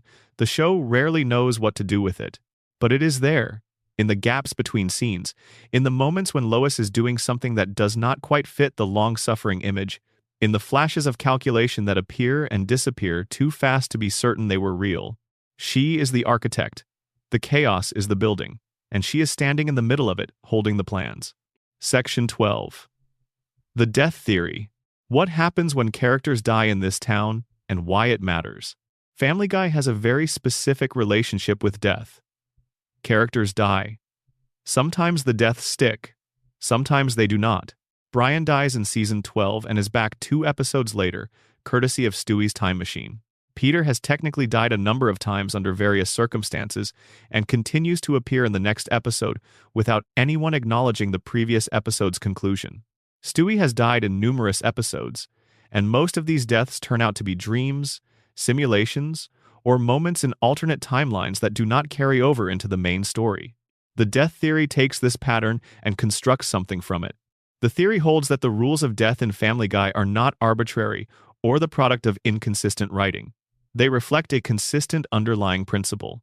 The characters who can come back from death are the ones who have been chosen by the narrative, by the universe, by whatever force is administering the show's reality to continue. The deaths that stick are not random. They are the deaths the universe permits. Mr. Weed, Peter's original boss, dies in Season 3 and does not return. Diane Simmons, the news anchor, is killed in Season 9 and stays dead. Loretta Brown, Cleveland's first wife, dies in the Cleveland show's final season and does not return when Cleveland rejoins Family Guy. These deaths are permanent because these characters have, by the logic of the theory, completed whatever function they served in the story. Brian's death, in this framework, was never supposed to be permanent. He died, and the universe allowed the timeline to be rewritten because Brian is one of the load-bearing elements of the show's reality. His absence was not permitted. Stewie's access to the time machine was not just a plot convenience, it was the universe allowing correction of something that should not have happened. This theory engages with a specific question about Stewie's time machine that the show addresses once, briefly, and then moves past. After Brian's return, Stewie destroys the time machine. He gets rid of the device that could theoretically be used to interfere with the timeline in this way again. The official explanation is that he does it to ensure Brian can never die at an unnatural time again. But the theory reads it differently. The universe allowed Stewie to save Brian once. Having been allowed to make that correction, the universe then removed the tool to prevent further interference. The time machine goes away because the permission to use it was granted for that specific purpose and not extended beyond it. This creates a theology of sorts for the Family Guy universe. A set of rules about what is reversible and what is not. Who is essential and who is temporary. What deaths mean and what they are for.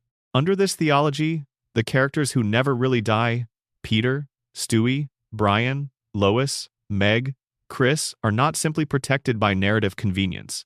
They are protected because they are the story. They are what the universe of this show is built around, and the universe does not permit the story to end before the story is complete. What does that story need to complete? This is where the theory becomes most speculative and most interesting. If the characters are being preserved for a purpose, if the reset button exists for a reason rather than as a lazy writing shortcut, then the question of what that purpose is matters. Some theorists connect this to the purgatory framework. The characters are being preserved until they have accomplished the growth or the redemption or the learning that purgatory is meant to facilitate. The deaths that stick are the deaths of characters who have finished. The deaths that are reversed are the deaths of characters who are not yet done. Others connect it to the Stewie perspective theory. If the whole show is Stewie's perception, then the characters die and return because Stewie's mind does not allow them to be permanently absent. He rejects the deaths. He imagines them back into existence. The time machine is, in this reading, not a machine at all, but a metaphor for the way that children process loss by refusing it, by going back in their imagination to the point before the loss and running a different version of the story. Still others connect it to the multiverse theory. Every death that sticks is a death in the main timeline. Every death that is reversed is a death that happened in a slightly different timeline, and the reversal is the character slipping back into the main thread where they did not die. Brian's death was permanent in one universe. Stewie's access to the time machine pulled him back from that universe into the one where he survived. Whatever framework you apply to it, the death theory ultimately argues that Family Guy's treatment of death is not careless. It is deeply considered, even if that consideration is not always visible on the surface. The show's reality has rules. Some things are permitted, some are not. The characters exist inside a structure that is more deliberate than it appears, and the management of who lives and who dies is part of that structure. In a show that is so often accused of having no internal logic, no consistent rules, no coherent world, that is a remarkable thing to argue. But the pattern is there if you look long enough and carefully enough. The pattern is almost always there if you look long enough. Section 13. The Grand Unifying Theory. Everything connects, and here is how. We have spent a long time with these theories separately. Now let's ask what happens when you put them together. What if they are not competing explanations? What if they are layers of the same explanation, each describing a different aspect of the same underlying reality? Here is one way to hold all of them at once. The Griffin family exists in purgatory. This is the foundation, the base reality. They are dead, or between lives, or in some intermediate state where the work of becoming who they are supposed to be is still ongoing. The specific circumstances of that purgatory, the house, the neighborhood, the specific configuration of joy and suffering each character inhabits are not random. They are specifically designed to produce the growth each person needs. Within that purgatory, Peter has constructed an interior reality to cope with his grief. The world of the show is doubly constructed. First by the purgatory itself, then by Peter's trauma response within the purgatory. This explains why the show's logic is so internally consistent in some ways and so wildly inconsistent in others. The consistent parts are the rules of purgatory. The inconsistent parts are the products of Peter's mind, which does not maintain a reliable narrator's coherence because grieving minds never do. Stewie's perspective overlays both of these. The show is experienced by Stewie's consciousness, which is to say, it is the consciousness of the smartest being in the purgatory, processing everything that happens and translating it into the form we see. This is why the show has the emotional texture of a child's perception, even when it is depicting adult situations. The adult situations are real within the purgatory, but they are being seen through a developing mind that does not yet have all the tools to represent them accurately. The parallel universe divide explains the tonal shift between the early and late seasons as a consequence of this multi-layered structure settling into itself. The early seasons are purgatory as it was initially configured, still close to the original template. The post-cancellation seasons are purgatory after time has passed, after the residents have drifted further into their designated roles, after the process of whatever this place is supposed to do has had more time to operate. Brian's status as a displaced human, a consciousness in the wrong body, is consistent with purgatory as a place of ironic arrangement. The intellectual in the animal body is receiving exactly the kind of cosmic correction that purgatory theology typically describes. He must learn something that pure intellect cannot access. He must learn what it is to be seen as lesser than you are, to have your inner life invisible to the people around you, to be loved not for what you are, but for a diminished version of yourself that you did not choose. This is difficult material. It is the work of more than one lifetime. Lois, as the architect, makes sense within the purgatory framework because architects are necessary in purgatory. Someone has to understand the structure enough to maintain it. Someone has to know where the pressure goes and how to direct it so that the process continues without collapsing the whole construction. Lois, who was given the steepest descent in terms of social position, from wealthy heiress to overwhelmed housewife, is also the one who emerged from that descent with the clearest understanding of how the environment works. Meg's position as the most powerful person in the house, the one who holds it together by choosing to absorb rather than distribute the household's dysfunction, is the most spiritually complex element of the grand unified theory. In purgatory theology, the figure who suffers most is not always the one who is being punished most. Sometimes the figure who suffers most is the one who has already done most of the work, who has come closest to whatever the other side of this place looks like, who is furthest along in the process and is therefore carrying not only their own weight, but actively choosing to help carry the weight of those who are not as far along. Meg's suffering in this reading is not punishment, it is service. She is the one who could probably leave purgatory. She has grown enough, suffered enough, chosen grace enough times under enormous pressure that the universe might reasonably permit her to move on. She stays because she is not willing to leave the others behind, because her love for the family that has treated her so badly is, in the context of purgatory, exactly the love that earns transcendence, and she is choosing not to claim it yet. Quagmire's presence on the street as something other than human, the incubus who does not age, who operates by different rules, is not inconsistent with a neighborhood in purgatory. Purgatory, in most traditions, is not exclusively populated by the recently dead awaiting processing. It is a place where multiple kinds of entities operate. Some of them are there to assist with the process. Some are there as tests. Some are there simply because the between place is hospitable to things that don't quite fit anywhere else. Cleveland, as the secret center, the moral anchor who, when absent, allowed the environment to become harder, is the figure that purgatory needs to function productively rather than destructively. A purgatory without a moral center is just suffering. With Cleveland present, the suffering is oriented towards something. His patience and his goodness provide the frame within which everyone else's growth can happen. When he leaves for his spinoff, the process loses its North Star. Things get worse not because the writers made bad decisions, though they also made bad decisions, but because the moral center of the purgatory went to Virginia. The Truman Show layer, Peter's awareness that he is being watched, that the structure around him is managed, that there is something beyond the fourth wall, is the layer where the grand unified theory becomes most interesting. Because if all of this is true, if the purgatory and the nested interior realities and the displaced minds and the moral architects and the secret protagonists are all real within the world of the show, then who is watching? Who is on the other side of Peter's fourth wall? The show has never answered this. Peter keeps looking at the camera. He keeps breaking the wall, checking, acknowledging the presence of something beyond the frame.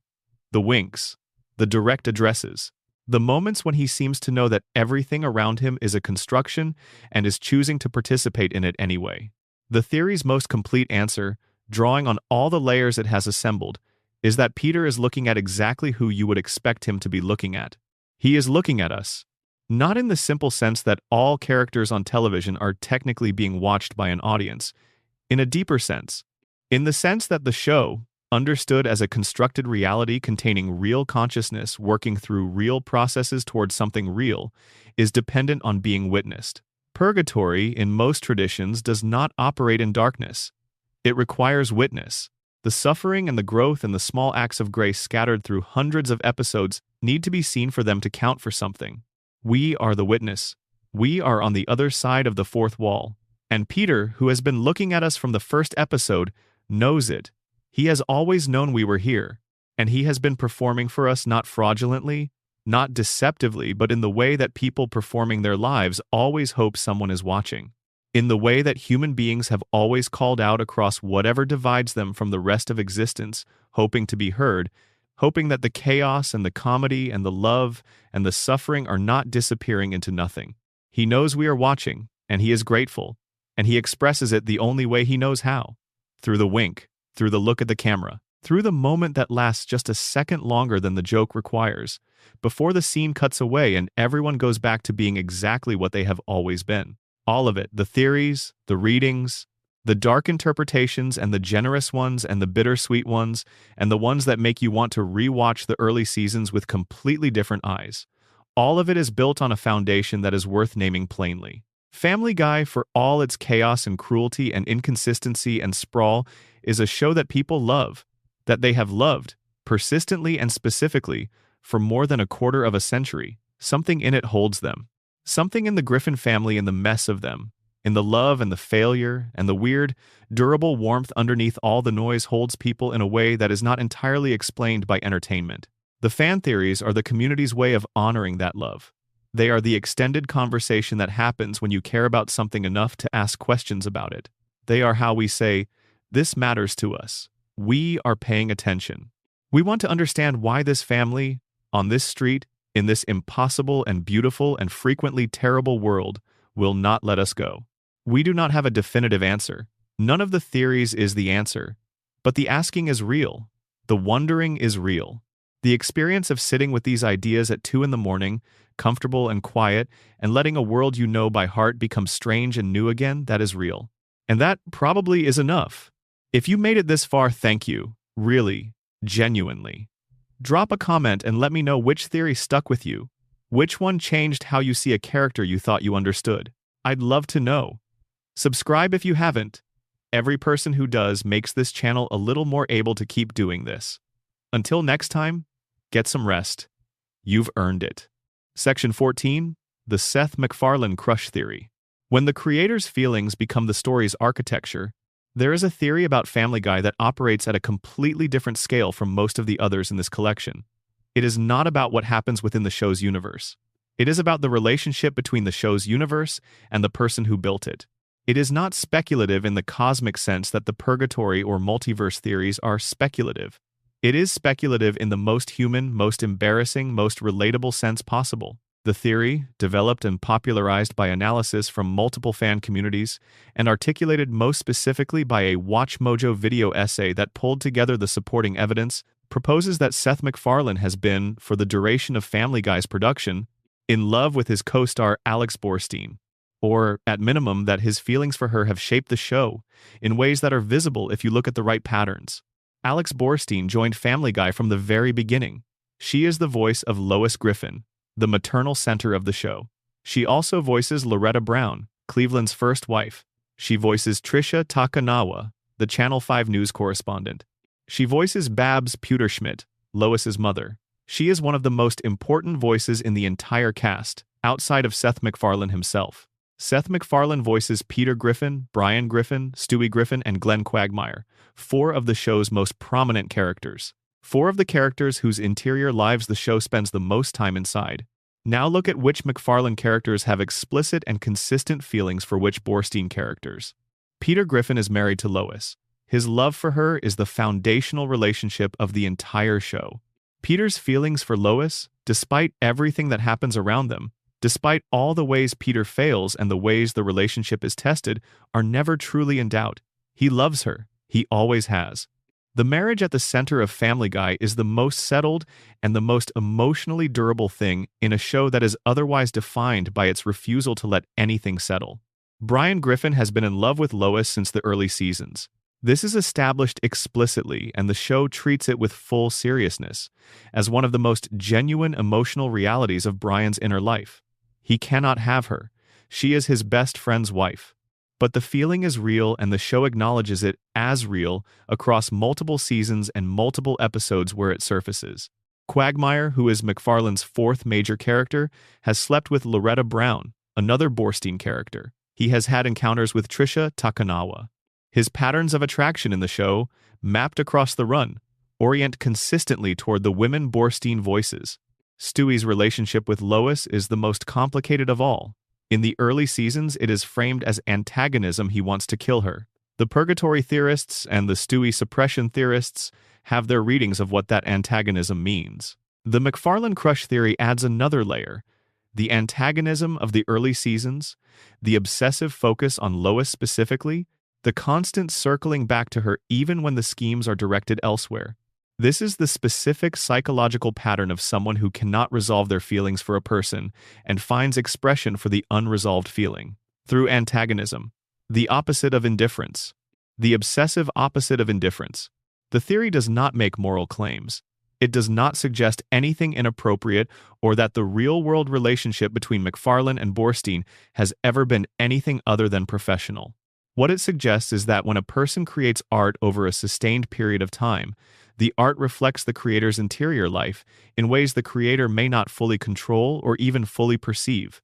The patterns of who loves whom, across the characters MacFarlane has chosen to voice, suggest a consistent orientation in the creator that found its expression through the architecture of the show. This is not an uncommon observation in literary and artistic analysis. Creators put themselves in their work, not always deliberately, often unconsciously. The choices that feel most natural, the relationships that feel most compelling, the emotional dynamics that the story returns to again and again, these reflect something about the person making the story, whether or not they intend them to. What the MacFarlane crush theory adds to the overall fan theory ecosystem of Family Guy is this.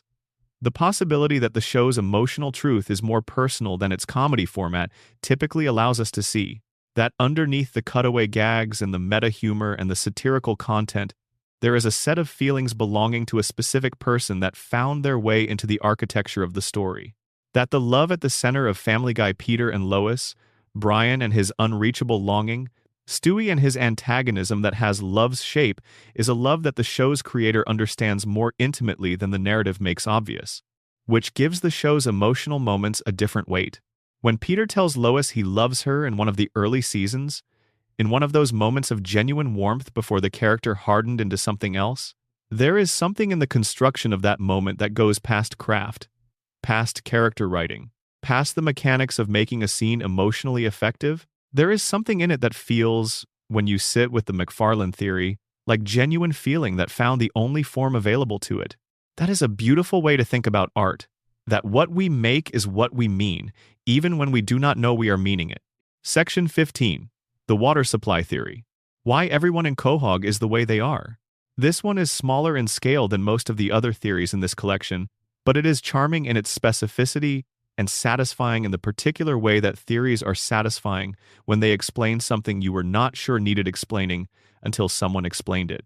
The theory originates from fan analysis of the broader pattern of behavior across Quahog's population. Not just the Griffin family, not just the drunken clam friend group. Everyone in this town, the people at the mall, the people at the church, the people at the grocery store, the people who appear in the background of scenes and in crowd shots, and in the various community settings the show uses.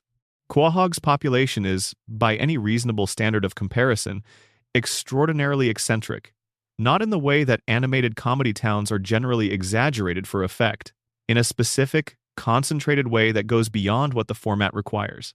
There is a particular density of unusual behavior, of responses that do not match the apparent stimulus, of people doing things that are only explainable if you allow for some ambient disruption of the cognitive processes that ordinarily constrain human behavior. The theory, the water supply in Quahog is contaminated with something, not dangerously contaminated, not in ways that produce obvious physical symptoms, contaminated with something that affects decision-making in specific and consistent ways, something that lowers the threshold for impulsive action, something that reduces the friction that normally operates between an impulse and its expression, something that makes people a little more likely to do the thing they would not ordinarily do, to say the thing they would not ordinarily say, to be a little more like the exaggerated version of themselves than the ordinary version. This would explain Peter Griffin. It would explain Quagmire.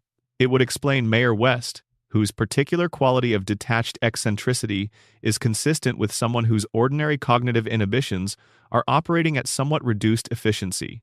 It would explain why the townspeople consistently respond to extraordinary events with a combination of mild surprise and immediate accommodation that suggests they have been pre-adapted to extraordinary events by long exposure to something in the water.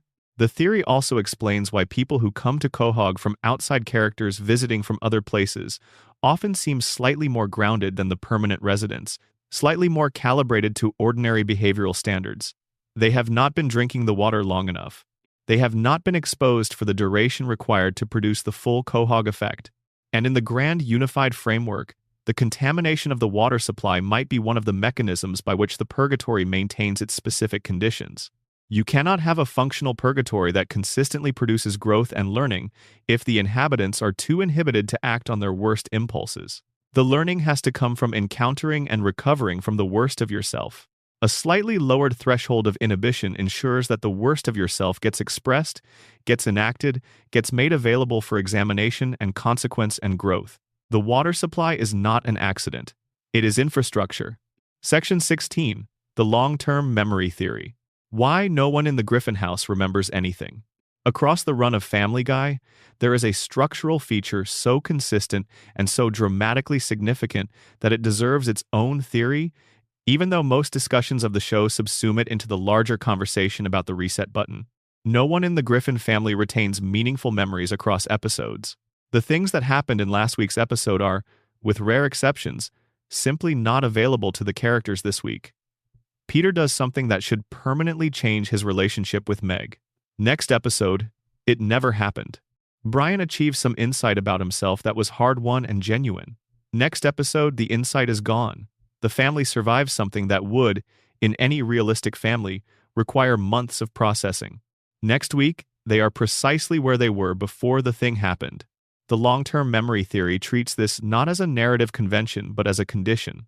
The Griffin family has a specific, diagnosable impairment in the formation of long-term memories.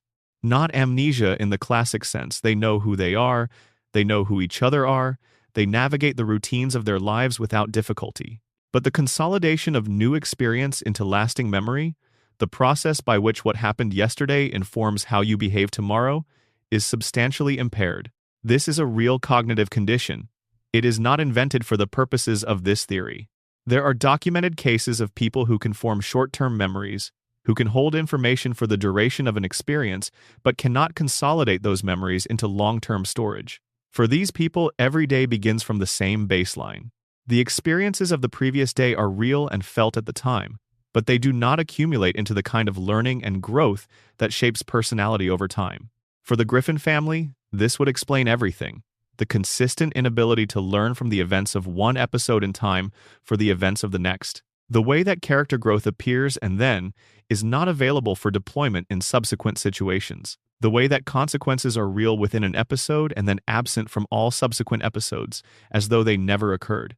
It would also explain something more specific. The way that certain things do stick. There is a subset of information that persists for the Griffins even within the memory impairment. They know each other. They know their routines. They know their address, their friends, their jobs. The things that are so deeply consolidated, so thoroughly overlearned through endless repetition that they have become procedural rather than episodic, persist. But the new things, the things that happened last week, the growth and the resolution and the learning those require a consolidation process that the Griffin family's neurology does not consistently support. The theory has an intersection with the purgatory framework that makes it more interesting than either theory is alone. In purgatory, as we discussed, the reset is structural. Things do not change until the soul is ready. The long-term memory impairment might be the mechanism by which the purgatory enforces its structure, not an externally imposed rule but a biological consequence of the condition. The residents of this purgatory cannot accumulate change because they cannot reliably encode it. They are given the same lessons again and again, not because the purgatory is cruel, but because the lesson has to be offered enough times, in enough different forms, at enough points of relative openness in the soul receiving it, for the encoding to finally take. The moments when things do change, when growth actually sticks, these are the moments when the memory impairment is overcome. When the experience is vivid enough, meaningful enough, connected deeply enough to something already permanent that it bridges the impairment and gets in. The relationship between Stewie and Brian is the clearest example. That is so overlearned, so thoroughly consolidated through years of daily proximity that it survives the impairment. The love is stable. The love stays. Everything else is provisional. Which means that in the Griffin household, love is the memory that lasts. The specific love they have for each other, imperfect and inconsistent and expressed badly most of the time, that is what gets encoded. That is what they carry from episode to episode without knowing they are carrying it. The rest, the lessons, the growth, the insights, the consequences, has to be offered again, and again, and again, but the love is always there, available, intact. Section 17. The show within a show theory. Family Guy is a television program in the universe of American Dad. This is the theory that sits at the formal boundary between fan speculation and something the show itself seems to have deliberately set up with enough internal evidence that calling it purely speculative feels like underselling it. The theory. Family Guy is a television show that exists within the universe of American Dad. The Griffin family are fictional characters in a program that the Smith family of Langley Falls, Virginia, watches for entertainment. The events of Family Guy do not happen in a universe shared with American Dad. They happen in a television set in the Smith house. The evidence begins with a single line from American Dad that the fan community identified early and has never been able to adequately explain away. In an episode of American Dad, CIA Deputy Director Avery Bullock describes Brian Griffin as his favorite fictional dog. Not his favorite dog character, his favorite fictional dog. This is a specific word choice in a show where word choices are generally deliberate. Fictional? Brian Griffin, in the universe of American Dad, is not a real entity who exists somewhere in the shared world. He is a character in a story, a fictional creation. The evidence continues with the episode Inside Family Guy, from season 15 of Family Guy, which takes the form of a behind-the-scenes documentary about the making of the show. This episode has always been treated as a meta-comedy premise, the show imagining itself as a production. But within a show theory, it is something more literal. It is the characters of Family Guy discovering that they are characters in a television show, which, in the theory's framework, they are. There is further evidence in the structural differences between the two shows. American Dad operates with a specific internal consistency, a coherent set of rules about what can happen and what cannot, a physics that allows for the extraordinary, the alien Roger, the CIA operations, the various fantastic elements of Stan's life while maintaining basic narrative coherence. The world of American Dad behaves like a world. Family Guy does not. It behaves like a television show. The physics is inconsistent. The continuity is unreliable. The cutaway gags connect the narrative to completely unrelated content that exists nowhere in the story's universe, except in the cutaway itself. This is what television shows look like from the inside of a universe that contains them as television shows. The unreliability is not a flaw in the writing. It is the representation of what it looks like to be a fictional character in a story that is being written for entertainment rather than coherence. The implications of this theory extend to everything about Family Guy's structure that has always been puzzling. The reset button. Television shows reset between episodes because their continuity is managed externally, by writers and producers making decisions about what to carry forward, not by the internal logic of the characters' lives. The cutaway gags. They are the equivalent of the camera cutting away from the action of a real world to show something that illustrates what a character is thinking about, which is a television storytelling technique that real people in real situations do not have access to. The fourth wall breaks. They are Peter talking to the audience of the television show he exists within, which is entirely consistent with a character who is aware, at some level, that he is a character. The MacFarlane within MacFarlane quality of this theory is not lost on its proponents. Seth MacFarlane created both Family Guy and American Dad. The show within a show theory means that MacFarlane created a universe, American Dad, and then created, within that universe, a fictional television show, Family Guy, that is recognizable as a television show because it was also created by MacFarlane. The creator's fingerprints are on both levels of the construction. The show's structural inconsistencies are not bugs. They are the signature of the person who made it, recognizable at both levels of the nested reality. This theory also explains why Family Guy and American Dad, despite officially sharing a universe, operate so differently. They do not share a universe in the way the crossover episodes suggest. They share a production company. Within the American Dad universe, Family Guy is a show on television that characters in that universe watch. The crossovers are not characters from two coexisting worlds meeting. They are a character from one world, entering the fiction of the television show he watches, which is what the science fiction technology available to the CIA in American Dad is specifically capable of allowing. Stan Smith could, theoretically, climb into Family Guy the way you might climb into a story. The rules of his world permit that. And the Family Guy he would enter would be exactly what it appears to be from the outside. A slightly incoherent, warmly funny, structurally loose television show about a family in Rhode Island that does not quite operate by the rules of any world that has actually been thought through. Because it is a television show, within the universe of American Dad, it always was. Section 18. The Stewie de-aging theory. The dark possibility that Stewie controls who gets to grow old. This is the smallest and the strangest of the theories in this collection, and it is the one that is hardest to sit with once you have heard it, because of what it says about the nature of Stewie's relationship to the world around him, even after the evil phase ended. The observation that produces the theory: no one in Family Guy ages. The children are the ages they were in 1999. The adults are the ages they were in 1999. 25 years of production, hundreds of episodes, and the Griffins look exactly as they did when they started. This is true of most animated shows and is usually not treated as narratively significant. But within a show that has demonstrated a willingness to make structural features of animated comedy into elements of its internal mythology, the reset button as purgatory mechanism, the fourth wall breaks as genuine awareness, the inconsistency as deliberate property of the show's ontological status, the non-aging is available for theory. The Stewie de-aging theory proposes that no one in Family Guy ages because Stewie will not allow it, not as a conscious decision he is making moment to moment. but as a consequence of his ongoing presence in the household and his relationship to the technologies he has built and to whatever the nature of his power actually is at its deepest level. The evil genius Stewie of the early seasons was building things that could alter fundamental physical properties of reality: time machines, mind control devices, weather manipulation systems.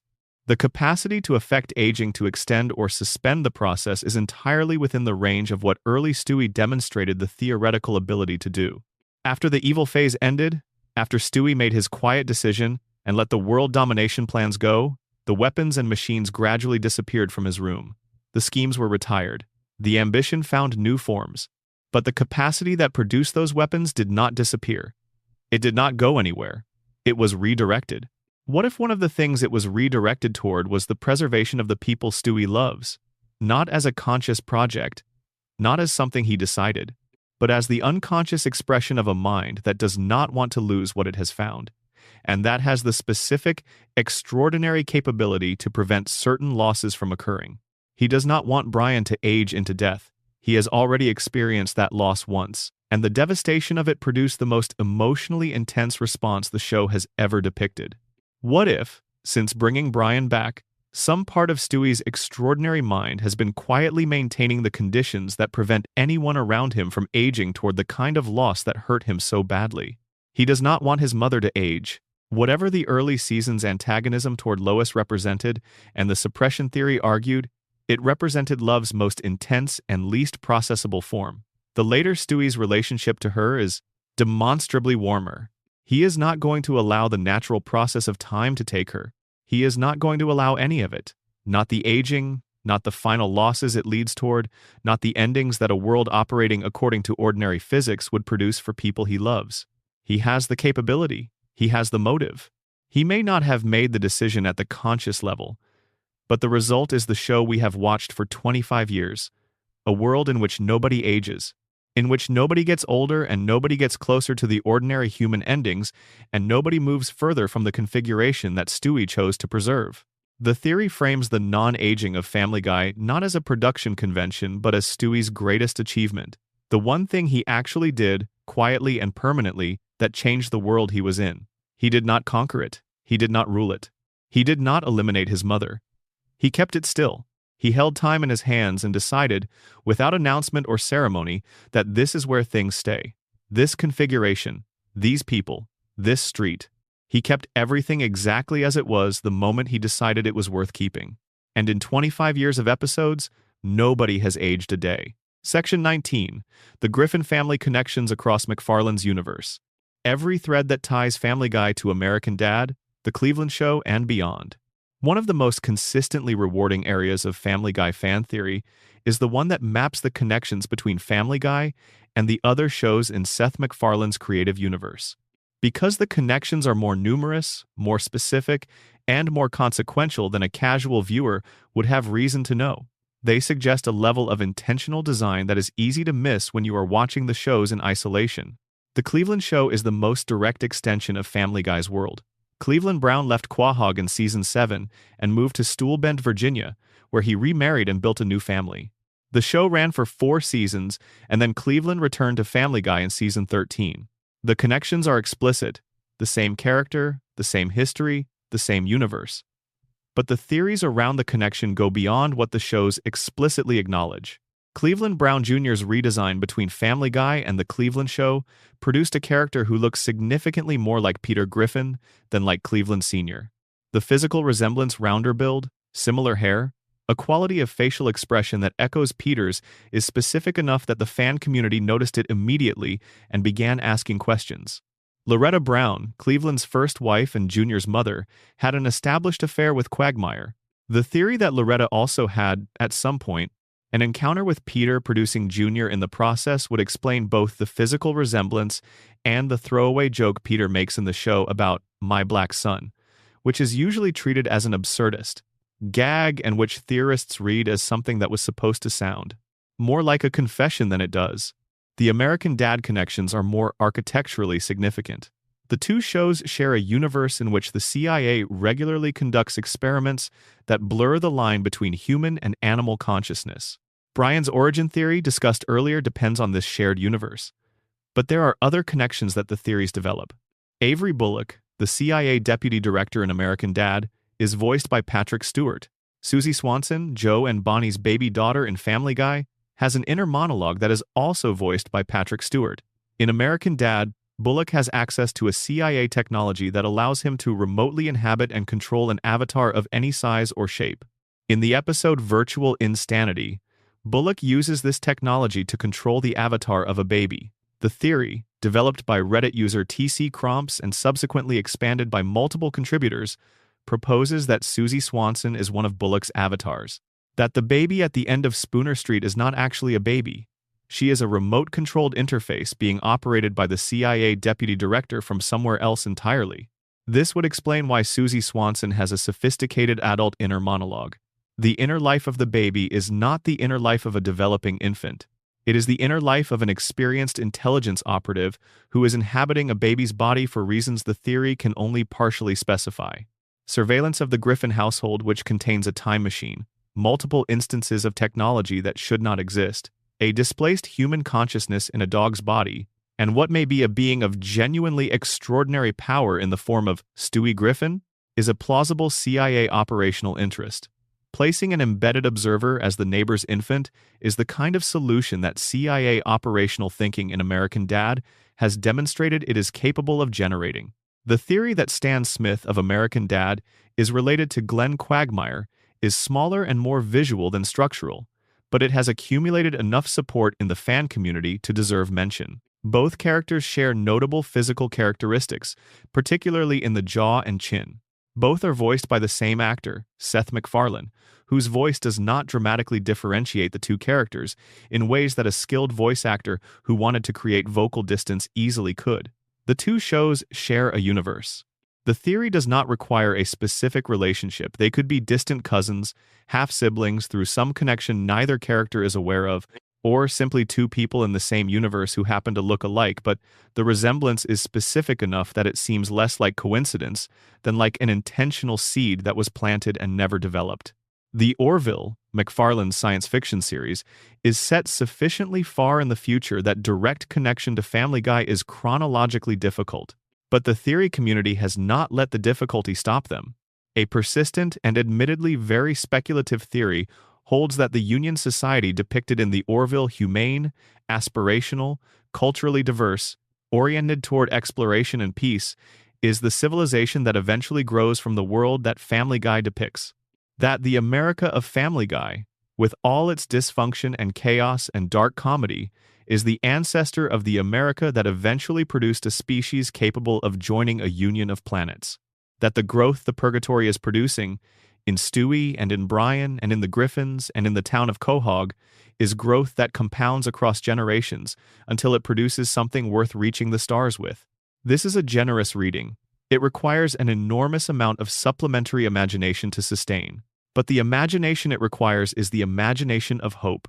The belief that the chaos of now is not the permanent condition of everything, that the difficult and imperfect people working through their difficult and imperfect circumstances are not the end of the story, but one passage within a much longer one, that what looks like decline from up close is from further back the specific kind of struggle that produces growth. That is, in the end, what all the best theories about this show share: the refusal to accept that the chaos is meaningless, the insistence that there is a structure, even when the structure is invisible, even when the evidence for it is ambiguous, even when the show itself seems to be working against the idea of structure by being as inconsistent and self-contradictory as possible. The structure is there, it has always been there, and the people who have been looking for it, across 25 years and hundreds of episodes and thousands of hours of conversation in comment sections and Reddit threads and Discord servers and late-night group chats, have been doing something that is not so different from what the characters themselves are doing. They have been paying attention. They have been refusing to let it be random. They have been insisting, against the evidence that the show sometimes provides, that this matters, that these people matter, that the story is going somewhere. The Purgatory works because it is witnessed. The grief fantasy works because it is maintained. The infant's perception works because the world it generates is coherent within its own terms. The displaced consciousness finds meaning because the family he landed in is real enough to be worth staying for. All of it works because someone is watching, because someone cares. Because the attention and the love that the fan community has directed at this show for 25 years is the specific ingredient that transforms a cartoon about a dysfunctional family into something worth building theories about. The show did not earn that love by being consistently great, it earned it by being consistently real. By having underneath all the inconsistency and the cruelty and the structural laziness and the creative decisions that are very hard to defend, a core of something genuine. A family that loves each other badly. A group of people who keep showing up for each other despite every reason not to. A world that is absurd and dark and occasionally beautiful and absolutely, persistently, inescapably alive. That is what the theories are about. Not the cutaway gags, not the voice actors, not the animation style or the critical consensus or the ratings trajectory. The theories are about the thing underneath all of that. The thing that survives every season and every controversy and every creative failure and every reset button. The thing that made 22 million people tune in after Super Bowl 33 to meet a family they had never heard of and then come back again and again for a quarter of a century. Something in that house is real. The theories are the attempt to name what it is. Spooner Street is still there, the lights are still on, Peter is probably doing something that will result in a learning experience he will have forgotten by next week. And somewhere, Stewie has already made sure none of them are going anywhere. Good night. Thank you for spending your night here. Subscribe if you haven't already, it makes a real difference. And tell me in the comments, where are you in the world right now? And which of these theories is the one that is going to be sitting with you as you fall asleep? I'll be reading every one. Until next time. Section 20. The deeper lore of Spooner Street. Every resident has a theory, and every theory has evidence. The fan theory community around Family Guy has never limited itself to the main family. The neighborhood around the Griffin house has received sustained, careful attention from people who notice that the secondary and tertiary characters of Spooner Street are, in their own ways, as theoretically interesting as the Griffins themselves. This section is dedicated to the lore that lives at the edges of the street, in the houses that are not the focus of any given episode but whose occupants carry implications that the main theories have not fully accommodated. Start with Joe Swanson, because Joe is the most straightforward of the neighbor characters and also the one whose arc across the series is the most quietly devastating when you track it carefully. Joe in Season 1 is introduced in A Hero Sits Next Door as the man everyone on Spooner Street admires. He is athletic, capable, principled, and respected. He is in a wheelchair, and the wheelchair is not presented as a limitation on his essential character. It is simply part of who he is. And who he is inspires people. Peter, in that episode, is jealous of Joe. Peter wishes he were as admired as Joe. This is the inverse of the usual dynamic between them in the later seasons, where Peter is one of the primary agents of Joe's social diminishment. The trajectory of Joe Swanson across the show's seasons mirrors the trajectory of the show itself, and the fan theories treat this parallel as intentional. Joe begins admired and ends mocked. He begins as the emotional and moral standard against which the other men on the street measure themselves, and he ends as the object of their jokes and their thoughtless cruelty. His disability, which in the early seasons is simply part of him, becomes in the later seasons the organizing principle of how others relate to him. He goes from being a man in a wheelchair to being the guy in the wheelchair, and the distinction between those two things is the distance between personhood and category. The theory about Joe that has the most evidence behind it is the one that reads his deterioration as reflective of what happens to institutions when they stop being able to promise the things they were built to promise. Joe is a police officer. He represents law, order, the institutional capacity of society to protect its members. As Family Guy's later seasons become darker and more cynical about exactly those institutions, as Peter's ability to escape consequences for genuinely harmful behavior becomes more and more normalized, Joe's status within the neighborhood declines correspondingly. The cop who was once admired becomes the cop who is humiliated. The institution he represents has stopped delivering on its promises. He is the symbol of something that used to mean more than it currently does. The purgatory theory has a specific reading of Joe that builds on this. If Spooner Street is purgatory, Joe's punishment is the most classical of all the characters' punishments. He was, in his life, a man who found his identity almost entirely in capability and heroism. His self-concept was built on physical strength and the ability to protect others through that strength. purgatory has placed him in a body that does not give him the physical access to that identity. He is still brave. He is still principled. He is still, fundamentally, the person he always was. But the body that his identity was built around does not cooperate the way it once did, and the people around him will not let him forget it. His work in purgatory is to discover that his identity does not actually depend on the things he thought it depended on. That the courage and the principle and the loyalty that made him admirable are not located in his legs. That what he actually is survives the loss of what he thought he was. This is hard work. It is, in the purgatory framework, some of the hardest work the neighborhood is being asked to do. And the fact that the show rarely gives Joe episodes of genuine depth and development is, inside the theory, consistent with how long this particular kind of work takes. Bonnie Swanson, Joe's wife, has her own fan theory ecosystem. She was pregnant for a legendarily long period of time within the show's production.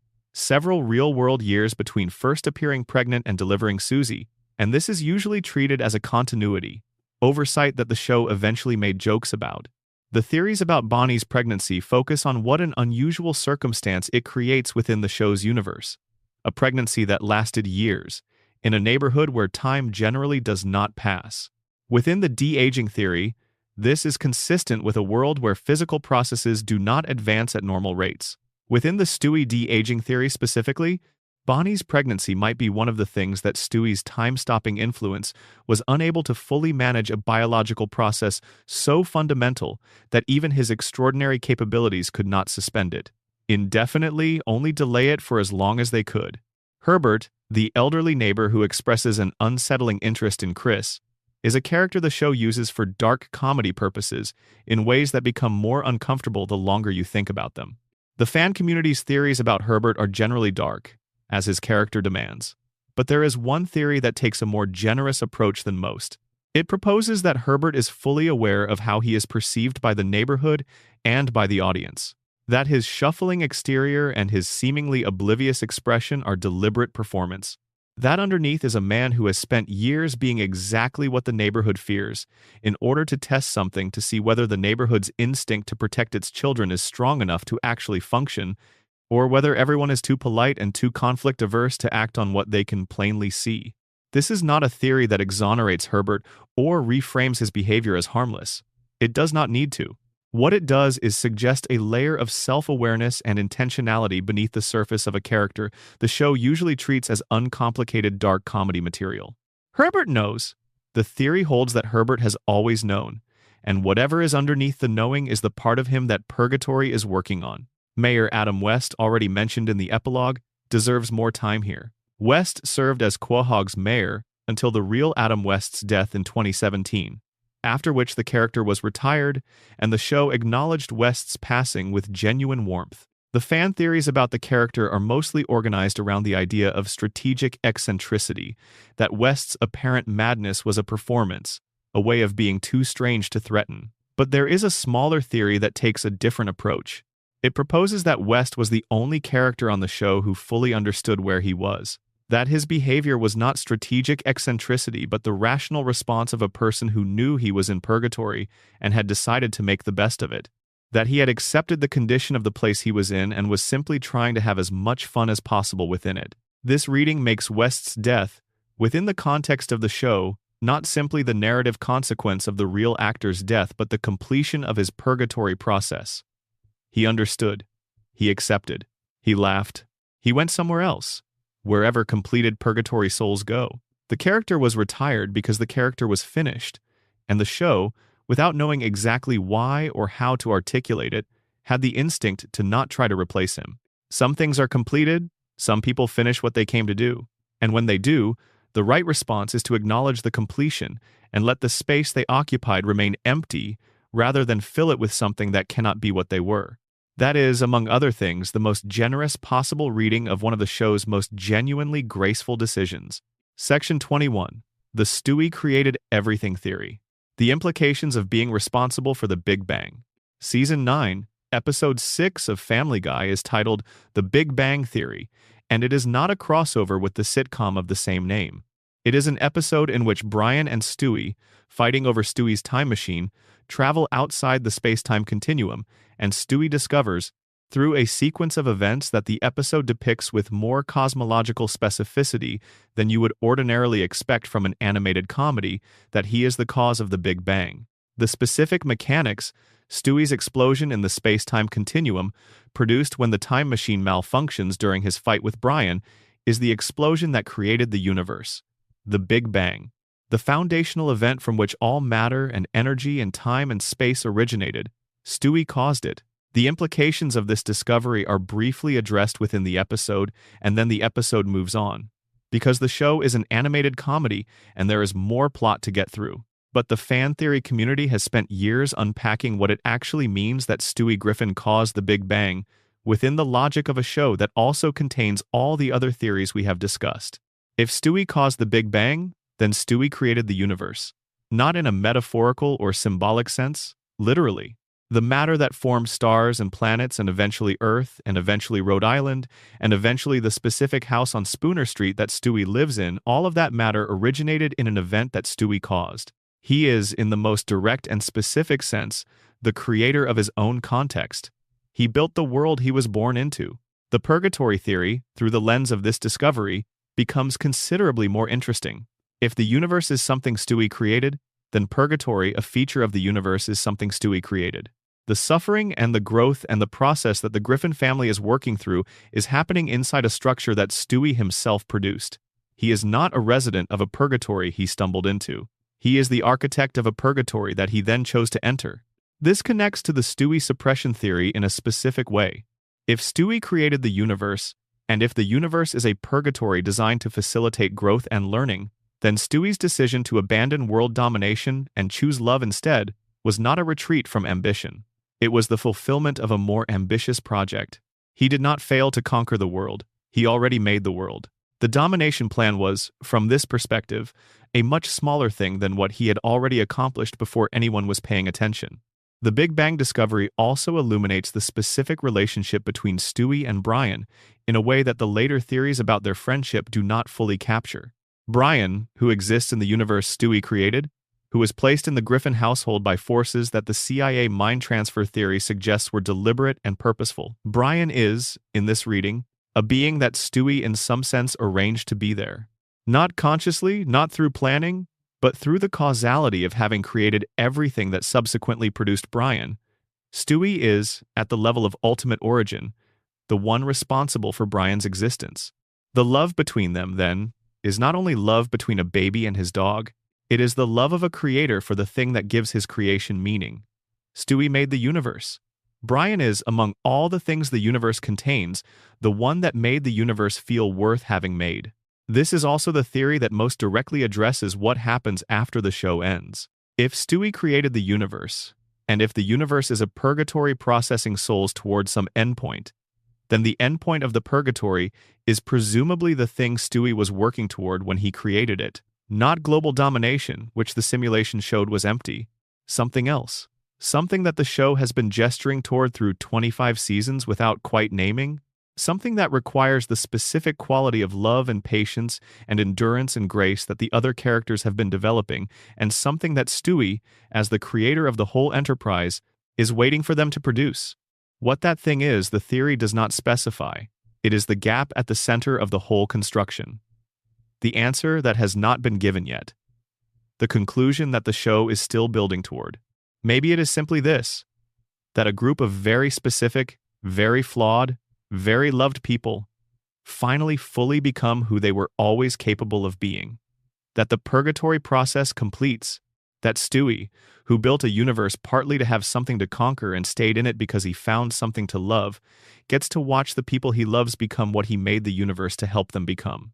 And Brian, who was there from the beginning, who was the reason the conqueror became the keeper, gets to be there when it happens. Section 22. On watching and being watched. A final meditation on why Family Guy fan theories matter.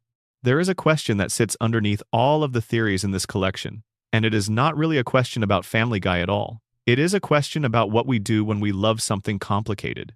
Family Guy is complicated. Anyone who has watched it from the beginning and continued watching through the later seasons knows this. The show that produced some of the most genuinely innovative and genuinely funny moments in the history of animated comedy is the same show that produced episodes that were genuinely difficult to defend, moments that were cruel in ways that served no purpose, stretches of content that seemed designed to test the audience's patience rather than reward it. And yet, here you are, watching a video about fan theories for a show you have complicated feelings about, reading about what it might mean that Stewie caused the Big Bang, or that Brian was never a dog, or that Peter is in a hospital somewhere building a world in his mind because the real world took everything from him. This is what people do when they love something that has not always been worthy of their love. They build theories. They find the structures underneath the mess. They refuse to accept that the thing they love is only what it appears to be on the surface. They insist, against the evidence, that there is more, that the show means more than it appears to mean, that the characters are more than they appear to be, that the chaos has a direction and the suffering has a purpose, and the warmth that keeps surfacing is not an accident. The theories are an act of love. They are the fan community saying, "We are not going to let this be random. We are not going to accept that what we felt watching this show, the connection and the recognition and the genuine emotional response to people who are technically lines drawn by animators, following instructions from writers working for a television network. We are not going to accept that those responses were nothing, that there is nothing there." The purgatory theorists are saying, there is a structure. It makes sense. The suffering goes somewhere. The Peter's mind theorists are saying, there is a grief at the center of this that is real. The show knows it. Someone in the making of it has felt what grief like this actually does to a person. The Stewie perspective theorists are saying, there is a consciousness generating all of this, and it is developing, and its development is the story. And the story is about learning to love. The Brian origin theorists are saying, there is a person in there. He is not just a dog. See him clearly. The thing you love about him is real. The Meg theorists are saying, she is not just a target. She is the strongest one. See her for what she is. All of them are doing the same thing. They are paying attention in the most specific and most sustained way that love can express itself. They are refusing to let the thing they care about be only what the critics say it is, or only what the ratings say it is, or only what the network and the production company and the demographic analysts say it is. They are saying, we were there. We saw something real. We know it was real because of how it felt, and we are going to account for it, even if the accounting requires us to build elaborate theoretical frameworks at 2 a.m. in comment sections and Reddit threads and Discord servers and YouTube videos.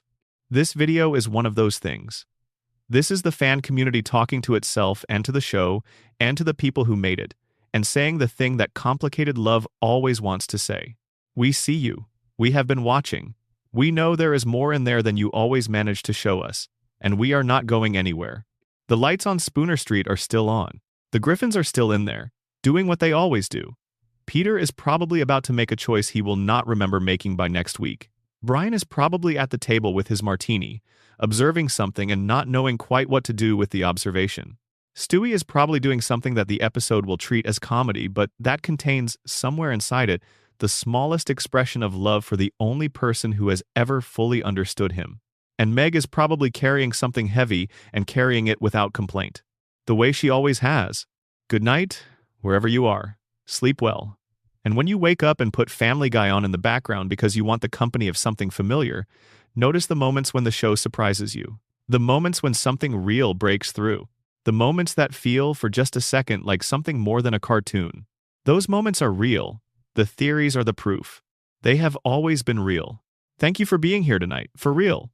Drop a comment and let me know which theory you are still thinking about, or which one you are going to have to explain to someone tomorrow because it changed how you see something. Subscribe if you have not, it makes more of this possible. I will see you in the next one. Section 23. The cutaway as window into other realities. What if the cutaways are not comedy devices but actual dimensional glimpses? The cutaway gag is the defining structural feature of Family Guy.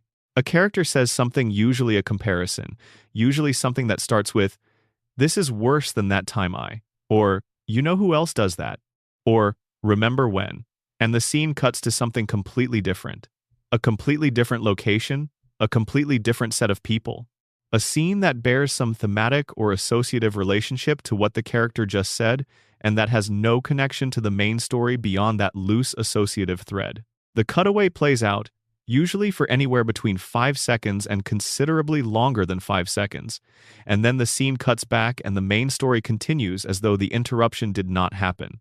The standard reading of the cutaway gag is that it is a joke delivery mechanism. The character's line is the setup, the cutaway is the punchline, and the return to the main story is the acknowledgement that the punchline is over and the episode's narrative can continue. This is accurate as far as it goes. The cutaway is a comedy tool. It was one from the beginning, and the show's original writing staff used it with genuine craft in the early seasons, keeping cutaways brief and pointed and additive to the material around them. But the fan theory that has built around the cutaway gag does not dispute the comedy function. It adds a layer to it. And the layer it adds is one that, once you have heard it, makes certain cutaways feel different on rewatch. The theory: the cutaways in Family Guy are not comic constructions that the writers invented for comedic effect within the story. They are actual glimpses into other dimensions, other moments, other versions of reality that exist in the multiverse that the show has confirmed, within its own canon, is real. When a character says something and the scene cuts to a different location, the cut is literal. The show is showing you something that actually exists in the universe it depicts, not a joke, a window. The evidence for this theory is concentrated in the structure of the cutaways themselves. The best cutaways in Family Guy's early seasons have a specific quality that distinguishes them from the worst cutaways in the later seasons. The best ones feel like they are showing you something that has a genuine existence in the world of the show, something that happened or is happening or could happen, and that the character's line has accidentally summoned into view. The worst ones feel like random associations, like someone reached into a bag of unrelated comedy premises and pulled one out. The difference is the difference between a window and a sketch, between something real and something invented.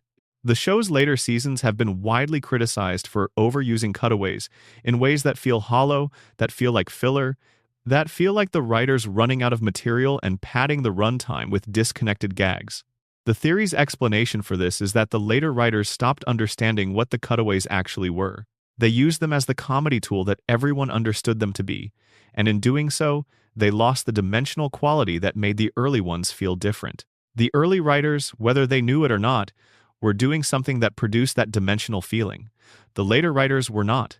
Within the multiverse framework established by Road to the Multiverse, the idea that the cutaways are dimensional glimpses rather than invented constructions fits cleanly. The multiverse contains infinite universes, each real, each running its own version of events. A character's offhand reference to that time they did something, even something absurd, even something impossible in ordinary physics is, in this reading, a genuine memory of an event that happened in one of those infinite universes. The show's camera, which exists in some liminal space between the main universe and all the others, follows the reference and shows you the event. You are watching something that happened, just not here. The Conway-Twitty cutaways, the most infamous and most criticized cutaways in the show's history, in which the show would simply cut to an extended performance by the country singer and hold on it without punchline for an uncomfortable length of time, are the ultimate test case for this theory. The standard reading of the Conway-Twitty gags is that they were a meta-joke about the cutaway format itself. The show deliberately giving you a cutaway with no punchline to see how long the audience would tolerate the absence of a punchline. The theory's reading is different. It proposes that the Conway-Twitty cutaways are the most literal expression of the dimensional window. They are showing you a real performance that is happening in a real universe, and the reason there is no punchline is that windows do not have punchlines. You look through a window and you see what is there. Sometimes what is there is a country singer performing his music. The camera held on it because the camera was showing you what was on the other side of the window, and what was on the other side was exactly that. This is a generous reading of what most people consider the show's most self-indulgent moment. But it is also, inside the multiverse theory, the most honest one. Not every dimension has a punchline. Not every version of reality is organized around comedic timing. Sometimes a window opens onto something that is simply happening, slowly and without a scheduled ending, and the most honest thing you can do is hold the camera on it until the window closes. The theory also explains why certain cutaways across the show's run have the quality of being disturbing in ways that go beyond the content they depict. Cutaways that are unsettling not because they are graphic or cruel, but because they have the specific quality of wrongness that attaches to things that are slightly off from what you expected. Things that feel like they come from somewhere else. Like looking out a window you thought was solid wall, and finding something on the other side that should not be there. Those cutaways are windows into dimensions that the show probably should not have had access to. The things you see in them are real within those dimensions. The wrongness you feel is the wrongness of having seen something from outside your own reality without having the context to place it. The cutaway gag in this reading is the most extraordinary formal feature of the show. It is the place where the dimensional architecture that the show's universe inhabits becomes most visible. Every time a character makes a comparison and the camera cuts, you are looking through the wall of one universe into another, briefly, just long enough for the impression to register. And then the wall closes again, and you are back in Rhode Island. And Peter is still talking, and the impression fades, but it does not entirely disappear. The early writers understood this, somehow, without being able to articulate it. The later writers treated it as a comedy tool and lost the quality that made it something more. The best cutaways in Family Guy are the ones that feel like windows. You know them when you see them. They leave a trace that the sketchwork ones do not. Section 24. The night before the theories end. A conversation with what you already know. By now it is late. Whatever time it was when you started this video has receded into something earlier, and the time it is now has its own quality, the particular quality of hours that most people are not awake for.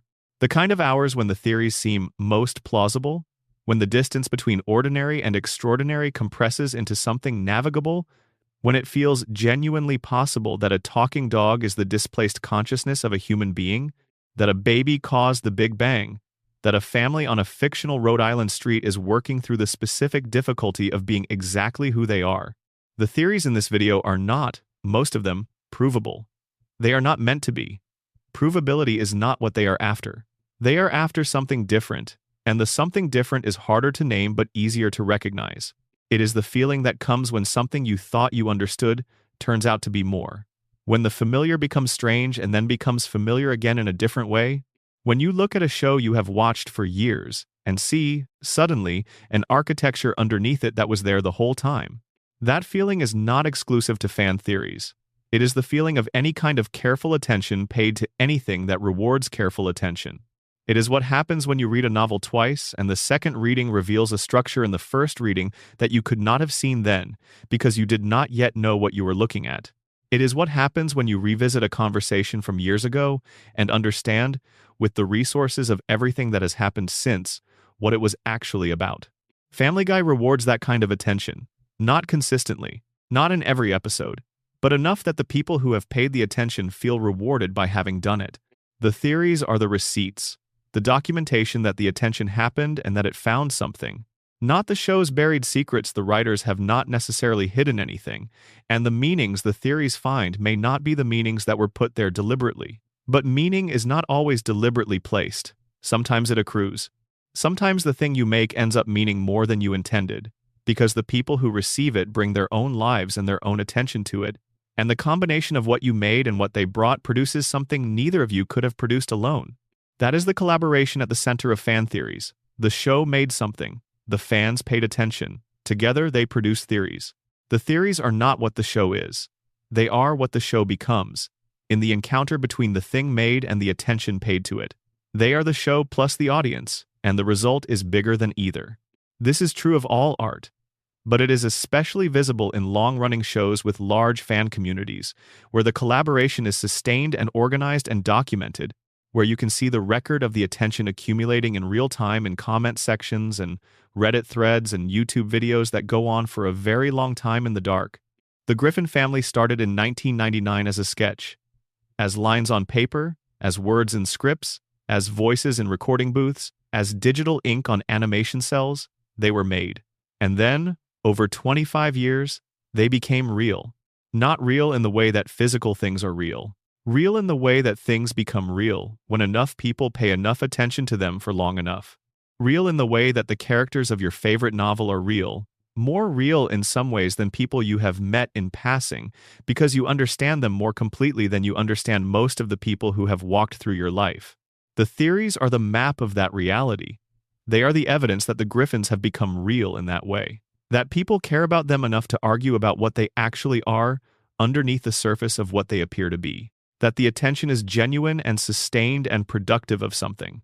Family Guy will keep going until season 27 at minimum, if the deal holds. And the fan community will keep watching and keep theorizing and keep finding things in the show that the show may or may not have put there, but that are real within the collaborative space the show and its audience have built together. That is the final theory, the one that contains all the others, the one that explains why the theories exist and why they matter and why you are here at whatever hour this is, listening to them.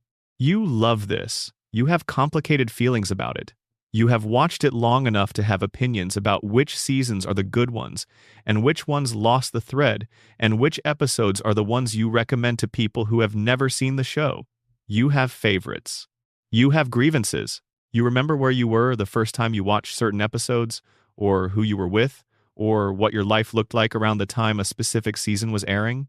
The show is woven into you, not fully, not the way the most important things are woven in, but in the specific way of the things that were there during significant amounts of your life, that provided the background noise and the comfort and the occasional genuine surprise of something being better than you expected.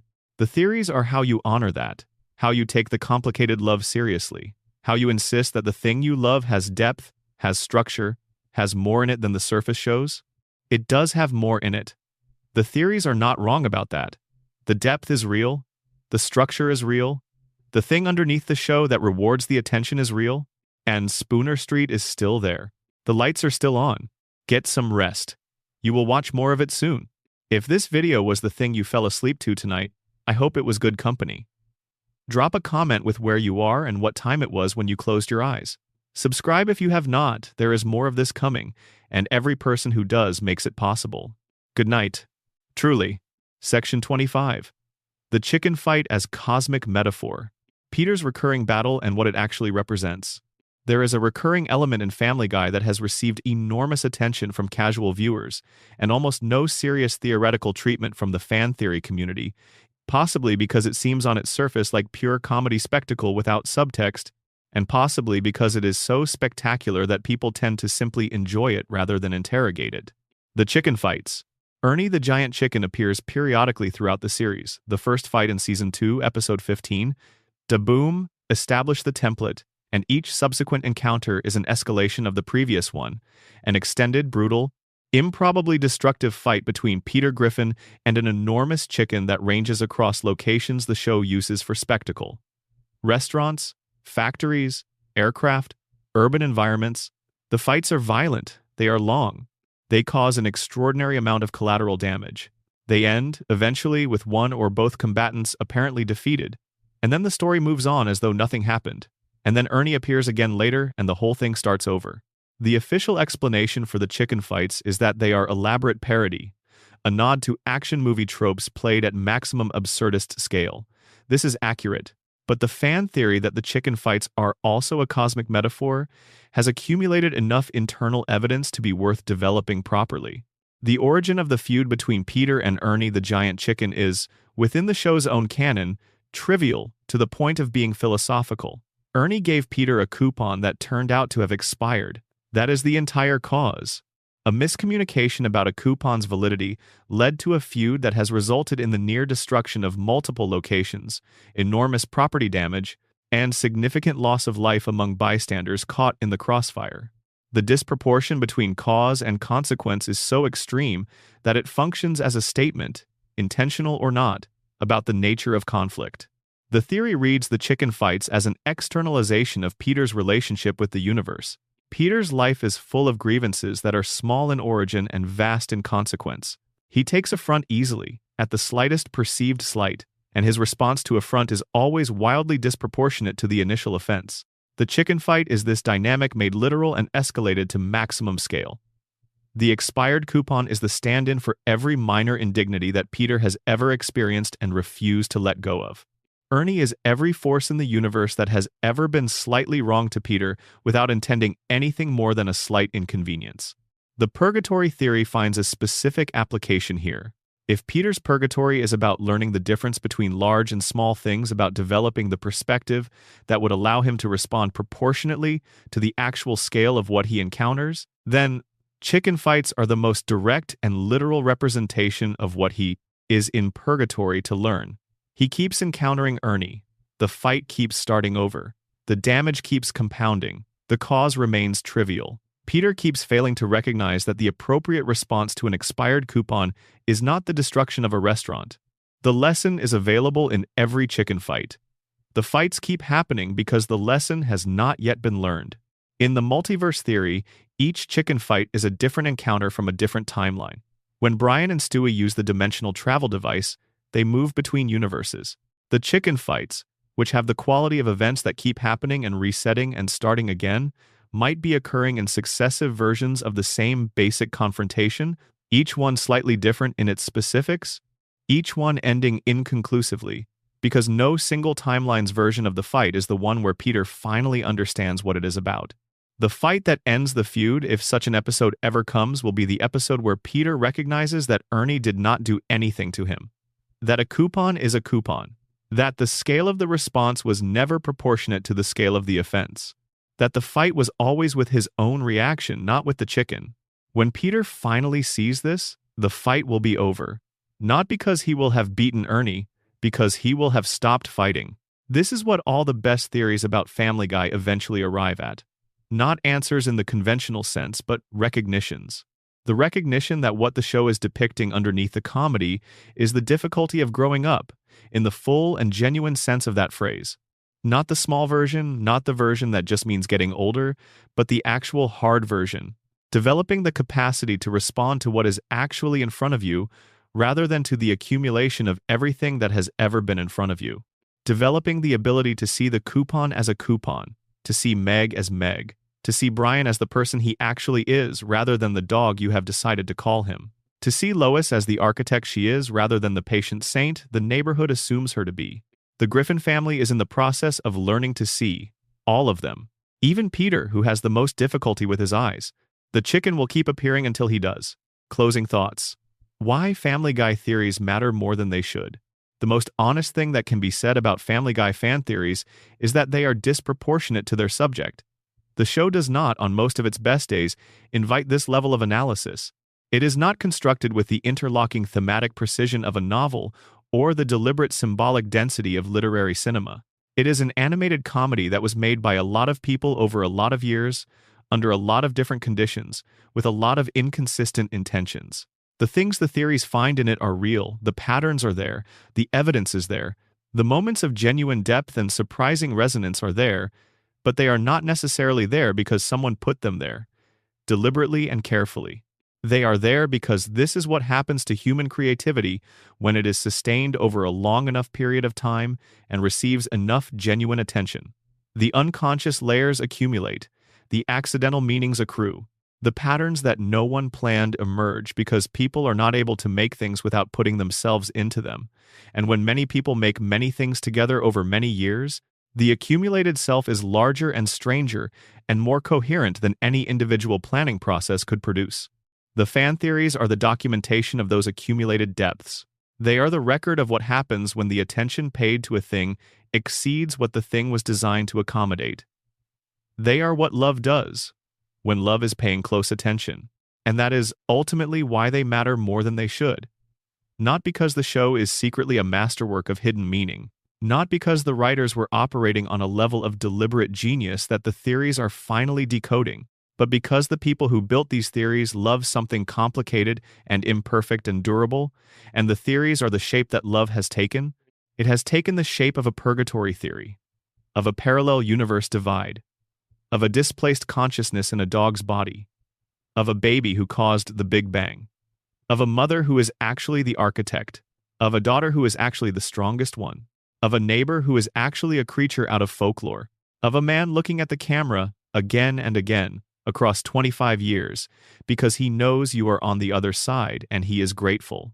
Family Guy will keep going, and the theories will keep accumulating. And somewhere in the space between the show and the people watching it, something that is real and strange and worth staying up late to think about will keep existing. That is enough. That has always been enough. Good night. A final note on the act of listening. There is one more thing worth saying, and it is less a theory than an observation.